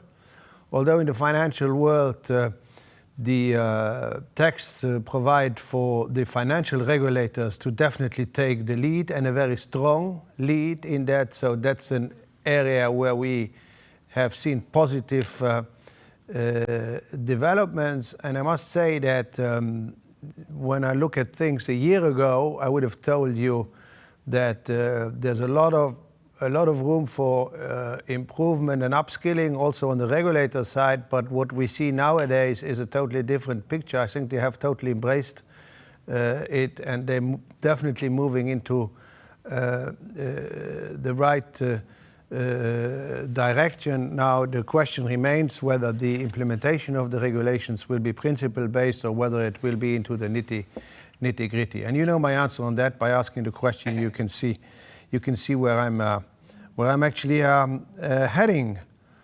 at. The more general question is that we're talking about the EU. You know, the UK, where you're based, is not part of the EU any longer. There's a lot of activity going on in China. We have news from the US every day. And I would like you to first perhaps outline from your perspective how all this fits with each other, and whether at the end of the day the European Union and the UK are not losing out against the US and even more so China. And then I would have a follow-up question after that for you. Yeah, no, absolutely. And there's some interesting and new wrinkles that keep emerging. So I think it was Friday, the Trump administration announced that they're going to read everybody's mail, that any US-owned cloud provider is now something the US government can access. And that certainly threatens the sovereignty of a lot of nations around the world. With China, if you look in the terms of use of a number of the Chinese technology platforms, you'll see they basically say they can give your information to the government, to the Chinese government. And so even if it's not explicit, I would look very closely at any code coming out of China and look for backdoors into that as well. So if you're in the EU or the UK, or any other nation that's not the US or China, you want to give very serious thought to the sovereignty of your technology stack and to how much technology you need to use from these two countries, or if there is a third way, whether that's open source or developing your own closed source, but what else you can do. And so we put a few white papers out on this on the Trusted AI website. So if you look at AICollab.org, so AICollab.org, you'll see we have some white papers in sovereign AI, and it's something we spend a lot of time thinking about, which is essentially how can we have a more distributed intelligence model where the access and control over these technologies is not really in the hands of one of two governments, the US government or the Chinese government. Can I just ask you to expand a little bit on the sovereign element, because it occurs to me that what we see happening out there is that everyone calls for more sovereign models, but my impression is that we're lacking a bit detail and knowledge. And we had an earlier discussion with a high-level representative from NVIDIA who was explaining to us that even NVIDIA cannot produce their chips in a sovereign manner because they are a US company, they are producing in Taiwan, they need to rely on Japanese input, German input, etc. So how would you layer that, and how can we take this to the next level? Because I think it's a big subject, but we really don't know how to address it. And I think that the reality is that no one can be 100% sovereign. So how can we be as sovereign as possible, and what areas should we be sovereign in? Yeah, so it is very difficult to sort of remove yourself from the global and interconnected world of technology that we've kind of built. But there are areas where you can look to sovereignty. And you can look to data management, data privacy. I do think that these industry-specific and smaller models, so a hot area is not large language models, LLMs, but rather small language models and small AI models. And in those instances, it is actually possible economically to build something that isn't wholly dependent on these sort of captive technology platforms.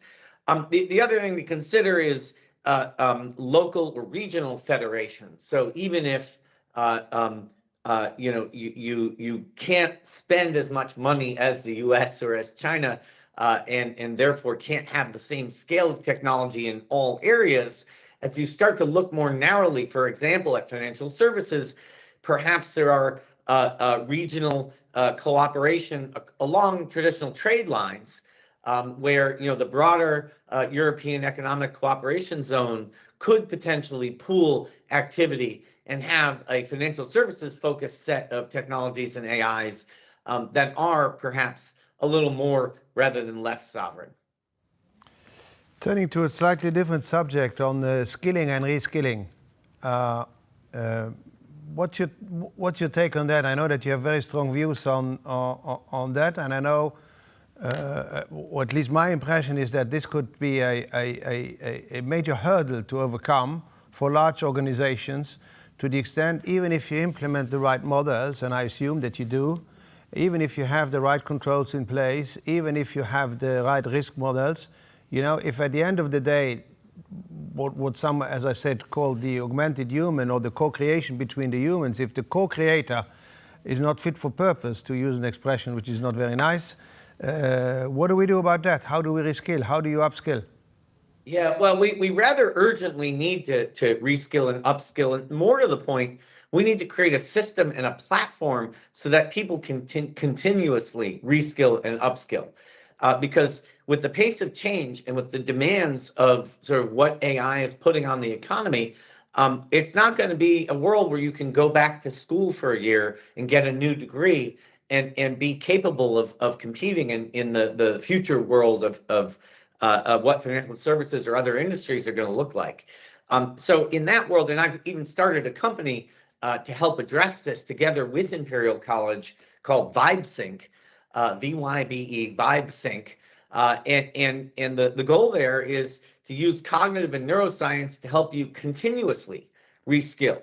Because in the job world of tomorrow, you are going to need to be learning all the time and be acquiring new skills and knowledge all the time. And the AI is going to be helping you do that all the time. And so in that new world, labor is going to be very fluid. It might even look, some people talk about the Uberization of work, but you know, it may be a world in 10 years where you don't have a traditional career, where instead you've got sort of a new skill or a new capability that you generate, and then you quickly need to bid on that one piece of work for 3 to 6 months, and then you know, you kind of are getting the new skill to keep up with the next piece of work. It's going to be a lot more chaotic. I am very worried about where things are headed, but because we're not ready for that kind of world. But I'd like to get us ready for that kind of world. You know, one thing I wanted to ask you is, you know, what are the questions that we're not going to be asking in 5 years? Like, what are the questions we're not going to be hearing anymore? Well, I think we're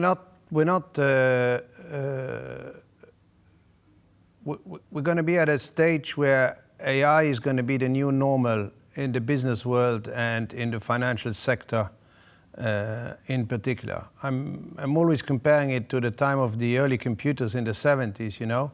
In the beginning, this was wow, and this was a huge discussion, although they discussed less about regulation at the time and just embraced the opportunities. But I think that implementing and using AI in financial organization is going to be the new normal, and the challenge between now and 5 years, in my opinion, is going to be to make sure that the co-creation model between the human and the machines works, which brings me back to your question of upskilling and reskilling. How would you answer this? The same question.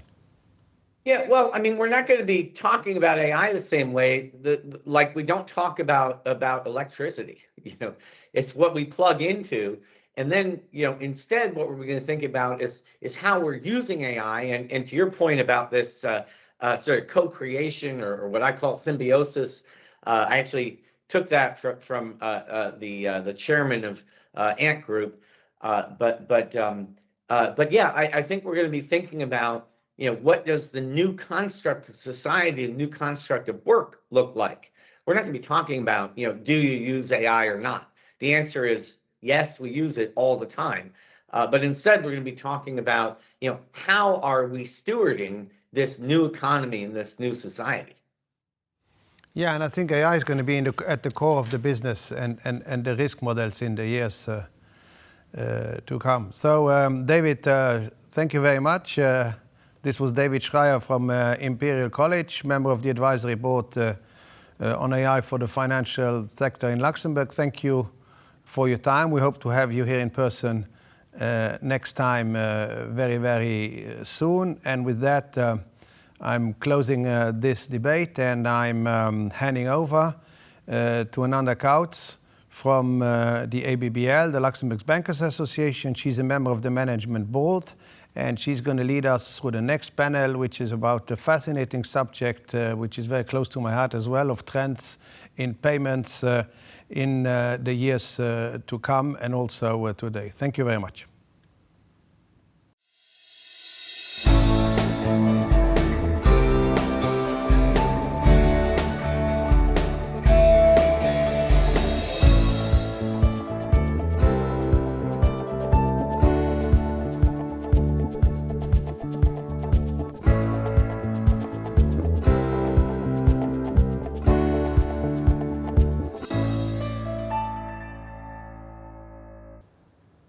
Thank you, Jean-Louis. Thank you very much, and good morning to everyone. My name is Ananda Couch from the Luxembourg Banking Association, and I'm super excited to animate this panel around the key trends in payments. So people who work in payments know it's a very strategic activity for a while. And what makes it exciting right now is that payments are being reshaped from end to end, elevating the client experience from retail to corporate, but also modernizing the infrastructure that empowers it. On the front line, we have wallets, contactless, and instant payments, which are making transactions faster and simpler. And what's next? Tokenized money, stablecoins, and even agentic payments that could make payments even more embedded. At the same time, the plumbing is also being rebuilt. So the rails and standards that move money around banks, the liquidity needed to settle in real time, and the data and controls that prevent fraud and support compliance. This is reshaping the whole value chain, from onboarding to fraud prevention to cash management, forex, and settlement. In payments, scale matters. So it's what really needs, enables speed, low cost, and reliability, especially in cross-border. And in Europe, more than ever, we have a new big S word for sovereignty that is about being scale and interoperability in a very European fragmented market without losing global competitiveness. That's the challenge. So to navigate throughout these exciting topics, I have the perfect panel with me today. So I would like to introduce Martina Weimert. She is the CEO of API company, leading Wero, now above 51.6 million registered users. We have Sean Byrne, who is the CEO of PayPal Europe, global payments platform with over 435 million active accounts across the world. And Matthew Osborne, Policy Director Europe and UK at Ripple. And Ripple stablecoin just went over 1.5 billion USD and is recognized as one of the largest USD-backed stablecoin in 2025. And Ripple received the full CSSF license in Luxembourg for EMI this year. So let's start with a quick opening round. You all have a footprint in Luxembourg. So just in 1 minute, could you tell us what activities you run from here and why? Maybe starting with you, Martina, ladies first. I couldn't hear your question. Would you repeat, please? Yes. So So you have a footprint here in Luxembourg. You're coming this summer. So can you please explain a little bit your relationship with Luxembourg? Okay. Yeah. So we are rolling out these days Wero. Precisely, we are migrating Payconic this summer.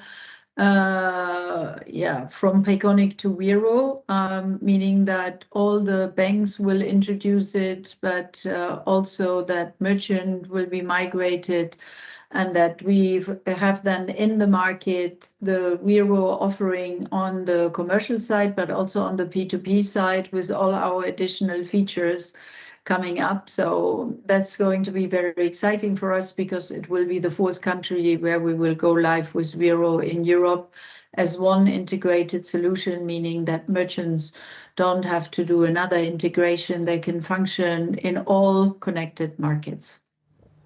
Thank you, Martina. Sean? Thank you. So PayPal Europe, we're based here in Luxembourg. This is our European headquarters. We've been here since 2007, so we're really looking forward to our 20th year anniversary. Big celebrations, hopefully next year around July.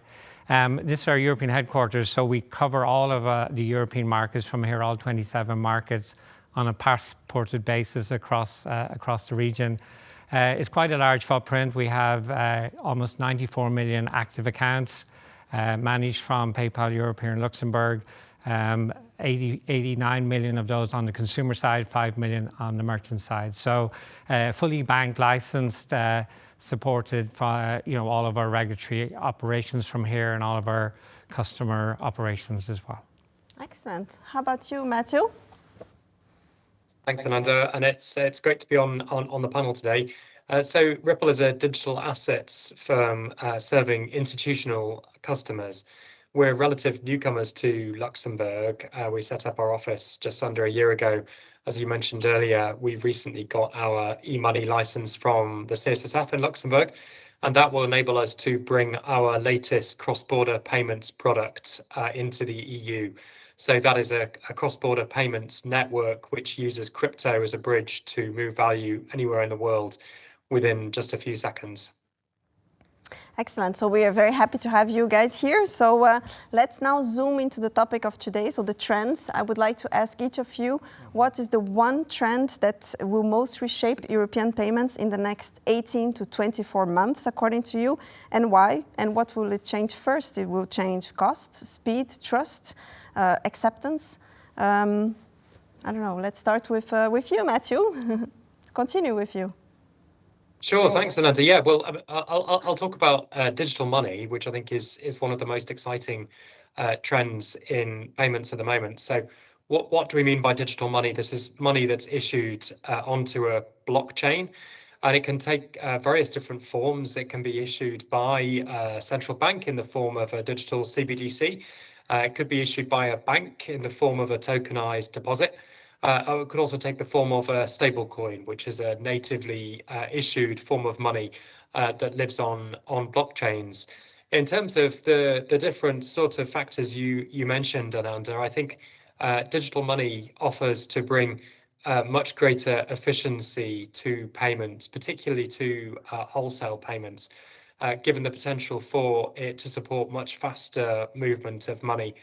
It's particularly relevant for cross-border payments, which are currently relatively slow, given the need to use the correspondent banking network. And crypto technology offers the opportunity to be able to speed those payments up a lot. So this is a market that's growing fast, particularly stable coins. The market has grown to over $300 billion in the last few months. Mostly stablecoins are used for crypto transactions today, but actually there are increasing signs of stablecoins being used for real-world payments as well, such as B2B cross-border payments and settling digital assets transactions. There are also exciting developments in other areas of digital money at the moment as well. So the ECB has confirmed it's going to run 2 pilots called Pontes and Appia, where it will explore issuing central bank money onto blockchains in order to support settlement on digital markets. And also there's recent news that a consortium of banks in the EU has established itself to issue a stablecoin, and that consortium is called Kivalis. So things are changing very quickly in the space at the moment. I think that the future we're going to see in the next year or two would be a mixed ecosystem for money, with all these different types of digital money being used for different online use cases alongside more traditional forms of money. Excellent, and we'll come back to digital money a bit later. So how about you, Sean? What's the big trend? I think the trend I'd call out for you in the panel is related to interoperability of various payment schemes, rails and wallets, basically. You know, when we look at Europe, I think we've done a really good job at innovation initially. That innovation has led to the creation of a variety of, domestic initiatives, wallets, etc. But what you see is a lot of those initiatives don't necessarily end up with a connection. You get a little bit of fragmentation. You don't get that common view across the market. So I think for me, interoperability would help solve some of those, natural growing pains we saw. When I look at the work that's coming out from the EPI and from the European Payments Alliance, and also, the narrative coming from regulators, I think is very encouraging, and I think it's making a big difference in terms of harmonization of the rules across Europe. And so I think that's a real positive. But for PayPal, I think we're not necessarily thinking about one rail versus another rail. For us, it's really about intelligent orchestration and choice for our customers, both merchants and consumers. That means for consumers being able to pay the way they want to pay. And I think for merchants, it means being able to accept in a variety of methods, in a variety of markets. And I think orchestration will certainly help on all of that. PayPal itself, as I mentioned, as a fully formed bank across Europe, we're very active in the payment ecosystem and supporting both domestic wallets, enabling them, but also the larger schemes such as the SEPA and instant schemes as well.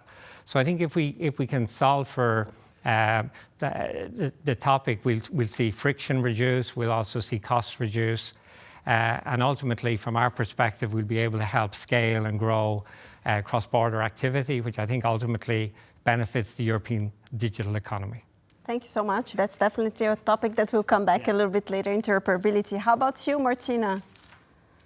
Yeah, I think it depends on what are we talking about. If we talk about B2B, then I would say, yeah, stable coins are definitely an interesting development, even though, well, I think for the time being, it's really just majorly used for crypto transactions. But yeah, why not major developments on the corporate side? For retail payments, I think the most important trends are really wallets and account-to-account transactions. If you look at the growth rates that we see all over Europe for wallets in e-commerce, but also at the point of sale, so in-shop payments, this is very massive, following a worldwide trend. I think in Europe we were even a little bit late there. But now that we have instant payment rolled out everywhere, I think we have the rails to offer something meaningful, because in the wallets now we can offer cards, but also account-to-account instant payment transaction. And you can cover literally all use cases with this. So a huge difference to cards is that you can do P2P transactions the same way that you can also tomorrow do commercial payments, and that we can offer NFC contactless transactions, but also QR code transactions. So a huge variety. And where I think the interest for the consumer is that we can offer interfaces with a lot of value-added services through wallets. So integrating seamlessly into the flows, value-added services, various payment means while going through one interface. I think that's highly attractive for the consumer. And so I think that's most relevant also if I look at the growth rates and the trends that we see worldwide on account-to-account, and the fact that, more than 60 solutions all over the world use account-to-account and are growing so quickly. I see it among all the digital solutions in Europe, which also allows us to envisage a better, connectivity in Europe and working on that interoperability that was already mentioned. But I think for the consumer, it's really value creation through wallets as a major trend in my perspective. Thank you so much. Yeah, the instant payment regulation has actually given a big push around this account-to-account. Well, payments is in the heart of European strategic autonomy, of course. And of course, one topic we would like to discuss with you today is about sovereignty in payments. And API is positioned as a key private European solution to build this sovereign payment ecosystem.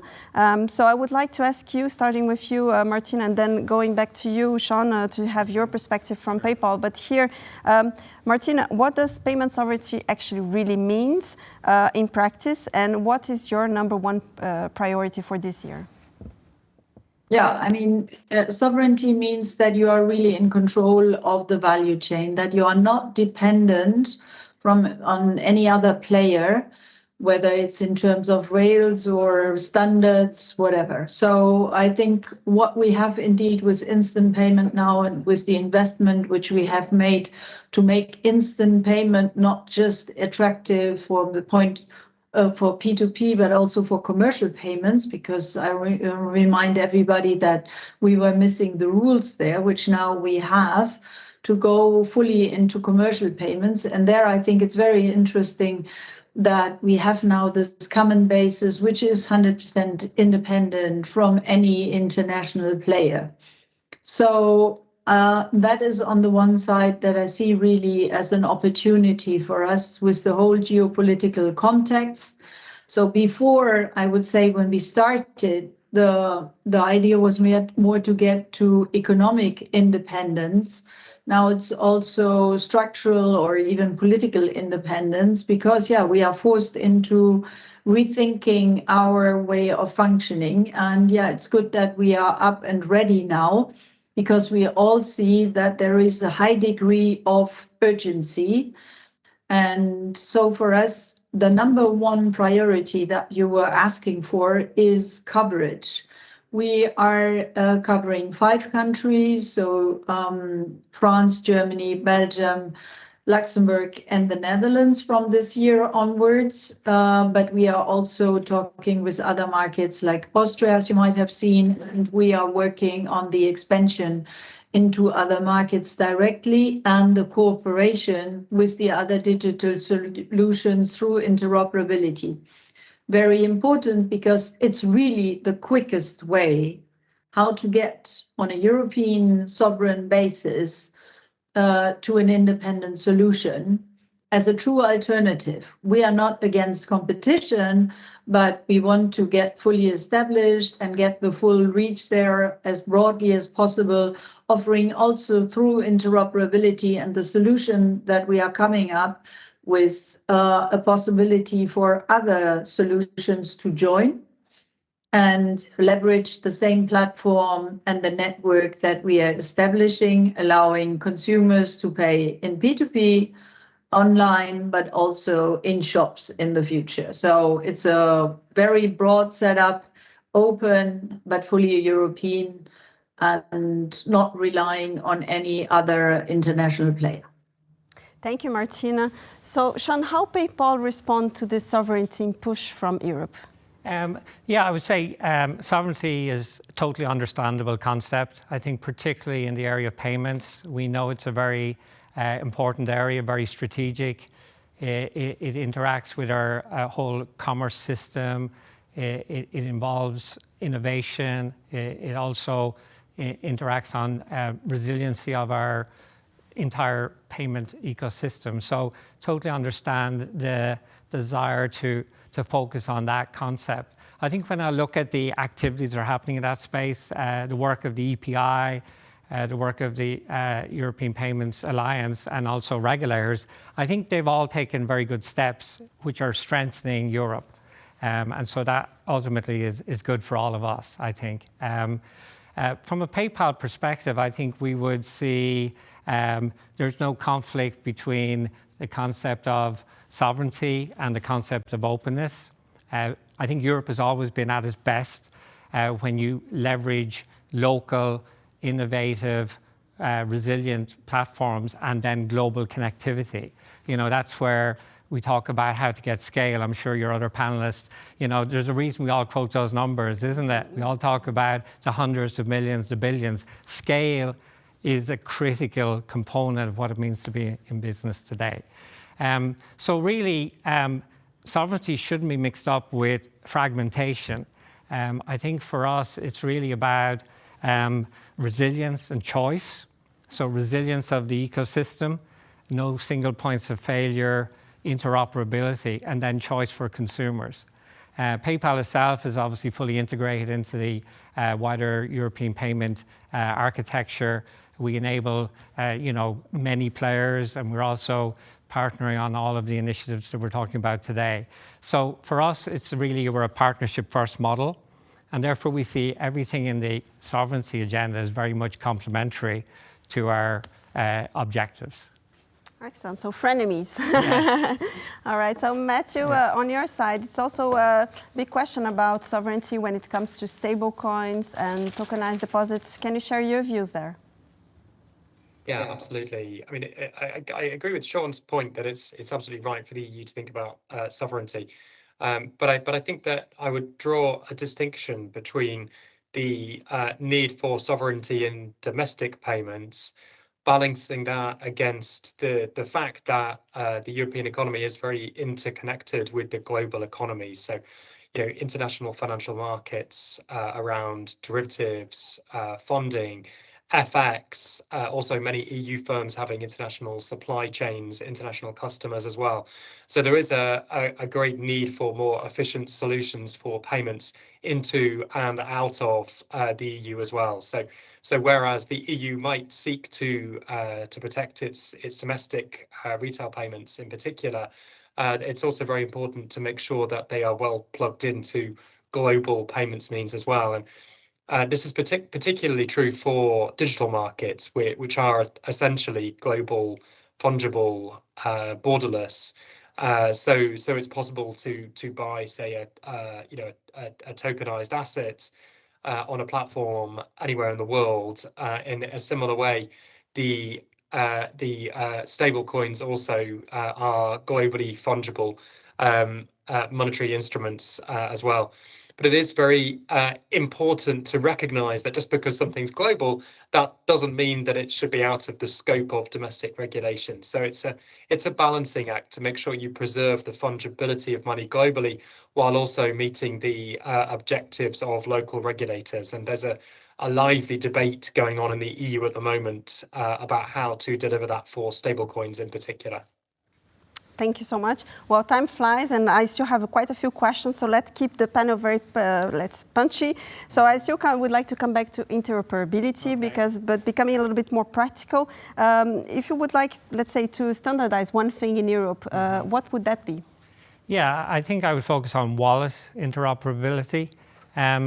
When I look at the ecosystem, I think we've done a really good job at the platform component, the base foundation level of SEPA Instant, the work that's going on the frameworks from EPI and others. So that foundation is solid. But then when you get above that, you get a lot of divergence at the wallet level. I think if you're looking for scale and growth, you need to fix for that point. And I think it's vital because that's where you interface with your end consumer, your end merchant. When you look at domestic wallets, European initiatives, global wallets, they won't connect together in the way that we need to see. If I'm a consumer, I'm not going to be talking about our rails, our wallets. They want a very simplified end state where when they use their chosen wallet or experience, they want that to be simple, to be able to use it online, to use it offline. And so all of that complexity needs to be under the hood for them. And so that's why I think we really need to solve that last mile. Otherwise, we're going to end up with that, passing the challenge on to the consumer. Similarly for merchants, they really want to integrate once. They don't want to integrate 5 times and then do, country by country. So it's very important that we have all of that worked out for our consumers and merchants' perspective. And then you'll see the growth and then you'll see the opportunities that come from that. Excellent, thank you. Martina, how about you? I guess from what you explained, interoperability will also be one success factor for EPI, also in the context of the memorandum that you have signed recently.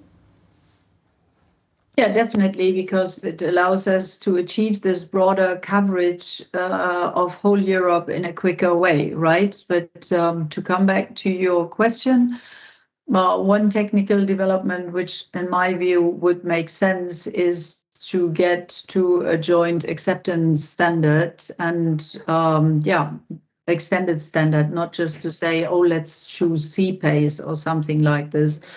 What we have in mind could be one acceptance standard in a broader sense, also with the APIs, that all the European solutions could use, and leaving the choice to the merchant to accept whatever solution they would like to, but facilitating the technical integration. It is regrettable that we don't have this so far, because that would ease, I think, the expansion of any European solution.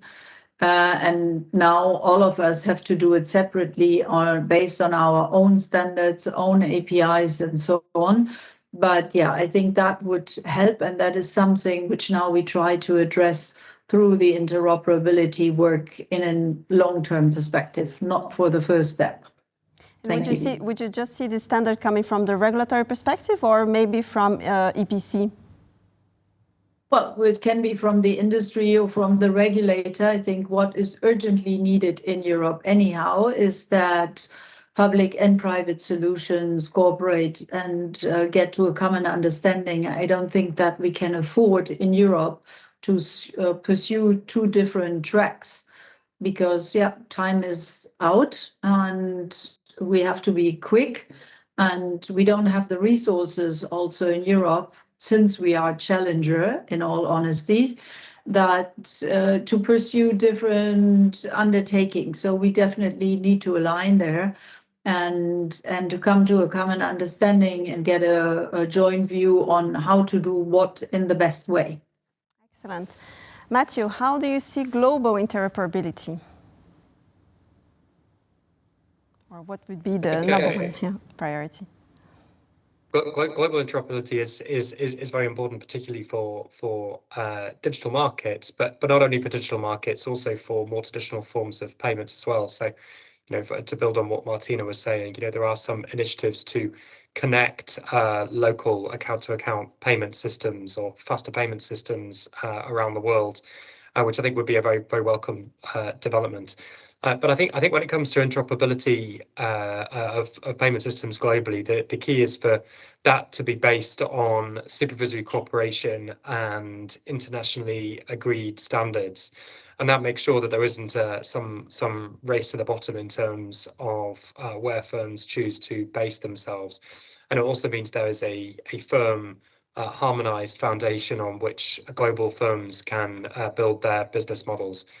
And with that, it is challenging to agree those international standards and for supervisors to be able to cooperate while also meeting their local objectives. Thank you so much. I would like to make a quick focus now on the account-to-account adoption, because that's also very important in the context of e-commerce. So maybe Martina, how do you see that adoption moving forward? Yeah, again, I think now we are at a maturity level where we have what was missing, meaning, yes, we had instant payment regulation, but it was referring to what happens between banking institutions and not what should happen with the merchant. And there was no front-end solution. So typing in an IBAN or even scanning it, it's cumbersome. It's not allowing to leverage really the payment part in commerce. So now we have a different ball game, because now we have the solution, we have the set of rules, we have an attractive value proposition. So now we can really leverage this in a broader sense for commerce. And we see a lot of interest from the merchant side who really want an alternative compared to what they have so far with cards. And so I think that's very interesting to see, and we should really use that opportunity to position what we are trying to do right now. Thank you. How about you, Sean? Do you think it's going to be complement to cards? Yes, I see the SEPA and the whole SEPA instant, everything that's built there has been incredibly impressive and very important for payments in Europe. I think obviously we're a big participant in that scheme. I had a use case this morning. My son reached out to me by text, of course. The phones, they don't use the phones, always text. He had to make an urgent payment for a college fee. And so he was saying, how do I get the money? How will we pay it? I have a bank account here, he's in Ireland. And so it was interesting. I said, well, I'll send you the money to the bank account. And he said, well, how many days will that take? And I was saying, it's actually quite quick now. And, in the space of our text, so it was like, I think it was 10:20 and 10:21, he'd received that money and he was quite impressed, amazed. So to get young people to see the product and actually say, wow, that's quick. And, they operate in milliseconds. So I think what we built there is incredibly impressive. For us in PayPal, I think SEPA is very much complementary. It's not a competitor. It's a backbone for us. We sit on top of that. We build our own offering. So that's infrastructure. And then we sit as a wallet, bring our own capabilities there. When we go to merchants, we offer fraud protections, we offer various merchant tools, and that's where the differential happens. So it's very much a complementary ecosystem. When you look at account-to-account capabilities, I think it's important that's offered as a choice to consumers. Ultimately, they have to decide which offering they want. But ultimately, if you've got a really good product, of course, that's going to be something that they come back to again and again. Excellent. Matthew, I would like to hear from you. How do you see actually deposit tokens and stablecoins being more efficient actually than instant payment? What kind of problems those solutions can solve that instant payments in Europe at least cannot solve today? Yeah, I mean, I think that the first thing to say would be stablecoins and tokenized deposits would support instant payments or something very, very close to instant payments. But I'd actually see them as being less relevant to retail payments. And that's mainly because retail payments today are already very fast. They're also very cheap or even free from the user's point of view. So I don't see tremendous demand for stablecoins in that retail space. I think where stablecoins and tokenized deposits are probably more beneficial is their use in financial markets, in international digital markets, and cross-border payments, because that's where using a blockchain can deliver a real improvement from how the market operates today. And looking at stablecoins in particular, it really goes back to the fundamental characteristics. I mean, a stablecoin is a peer-to-peer transferable token, which can be transferred anywhere in the world in order to settle a payment. So that's what makes it particularly suitable for cross-border payments, but also settling global digital asset transactions as well. There's another possible area where these new forms of money might have an advantage, and that's in programmability and functionality. So it's possible to build quite sophisticated sort of conditionality into payments using these forms of money. So, for example, you can have a smart contract that delivers a stable coin dependent on a particular set of circumstances being met. So I'd see that being a key improvement as well. Excellent. So that brings me to my last question, but I think we cannot finish this panel without talking about the biggest public-private design question that we have in Europe, which is the digital euro, of course. So I would like to hear from each of you, how do you assess actually the potential of the ECB digital euro from a retail perspective, from, of course, PayPal and API, acceptance, merchant also experience, and then from Ripple, what's your views from more the wholesale settlement part of the CBDC? So maybe let's start, with you, Sean. Okay. Yeah. I think it's a very exciting initiative. PayPal tends to look at all initiatives in the payment space through the lens of innovation and choice. So, I think it can be seen positively through both of those lenses. And so, as we move forward, you're going to look at it from a consumer perspective first. And you're going to say, I think ultimately there's a lot of value potentially there from a consumer perspective. The branding will bring confidence and trust. You're likely to see heightened resiliency from an offering like that. Potentially there might be some cost benefits down the line to be seen. So I think the consumer value proposition can come into light. If you're trying to get scale, and then obviously you're looking at merchant acceptance, some of the things that are going to crop up in mind there for merchants are really about, ease of integration, acceptance, can it be used online and offline. Of course, the economic model, is it going to generate a profitable business case for them? So I think all of that has to be worked through. I think you're also looking at the fraud, the liability framework in particular for a new initiative like that. Who's going to carry the losses?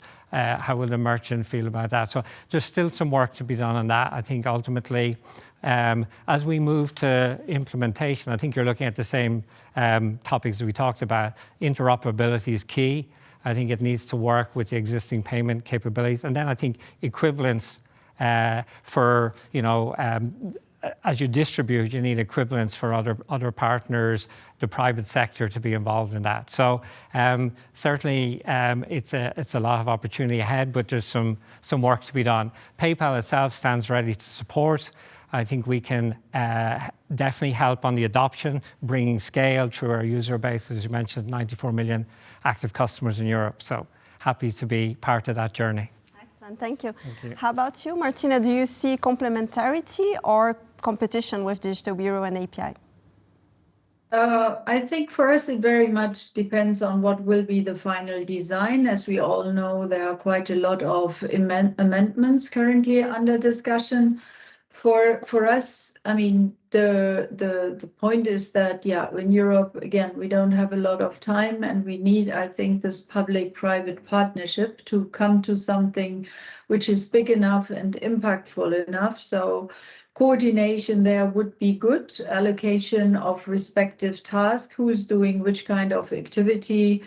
Is it about payments? Is it about the currency? I think many times we see in the public debate that people are mixing up everything, which I think is not very healthy and useful. But it will depend on, do we come to an agreement between the public and the private sector in Europe to allocate these roles most efficiently?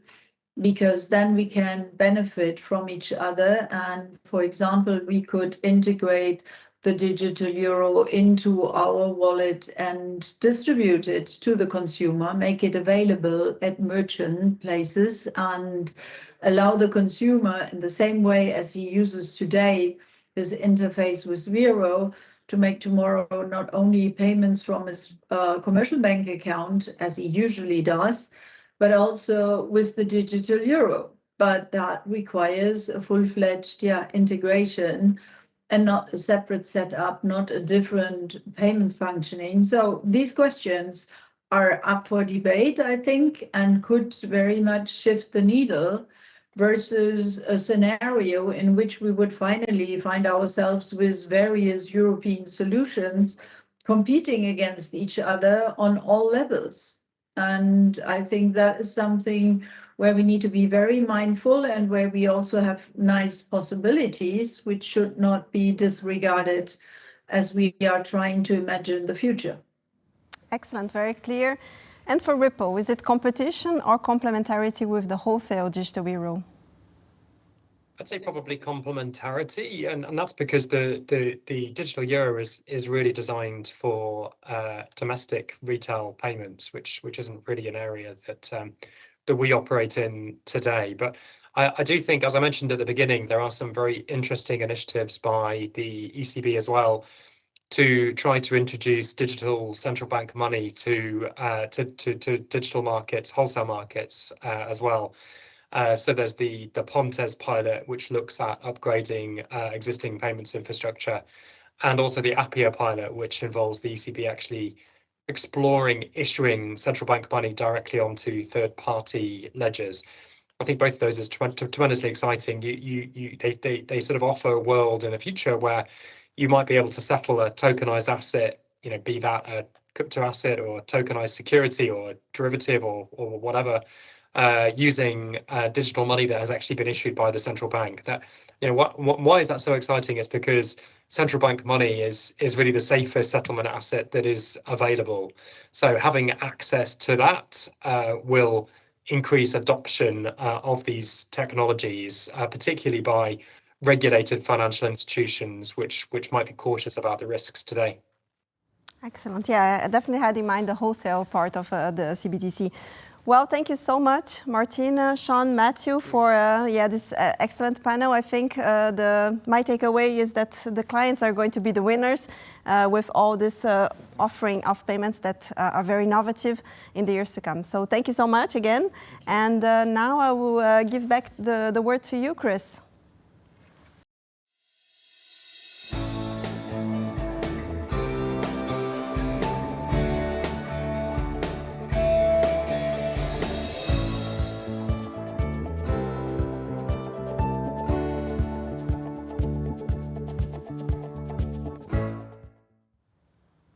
Well, thanks, Ananda, very much for that wonderful panel. And indeed, thank you to all of the speakers over the course of the event today for their extremely insightful contributions across a variety of topics. I think it's clear that we are at the cusp of a seismic shift in many of these areas, and it's very interesting to see how the technology really has a momentum to drive infrastructure change, and indeed the way in which the ecosystem functions in areas across capital markets, payments, and other aspects of financial services. And then one last final word of thanks also to our sponsors, A&O Sherman, Atos, Coinbase, Linklaters and Swissquote for supporting today's event, and we look forward to seeing you at the next one, so tune in then.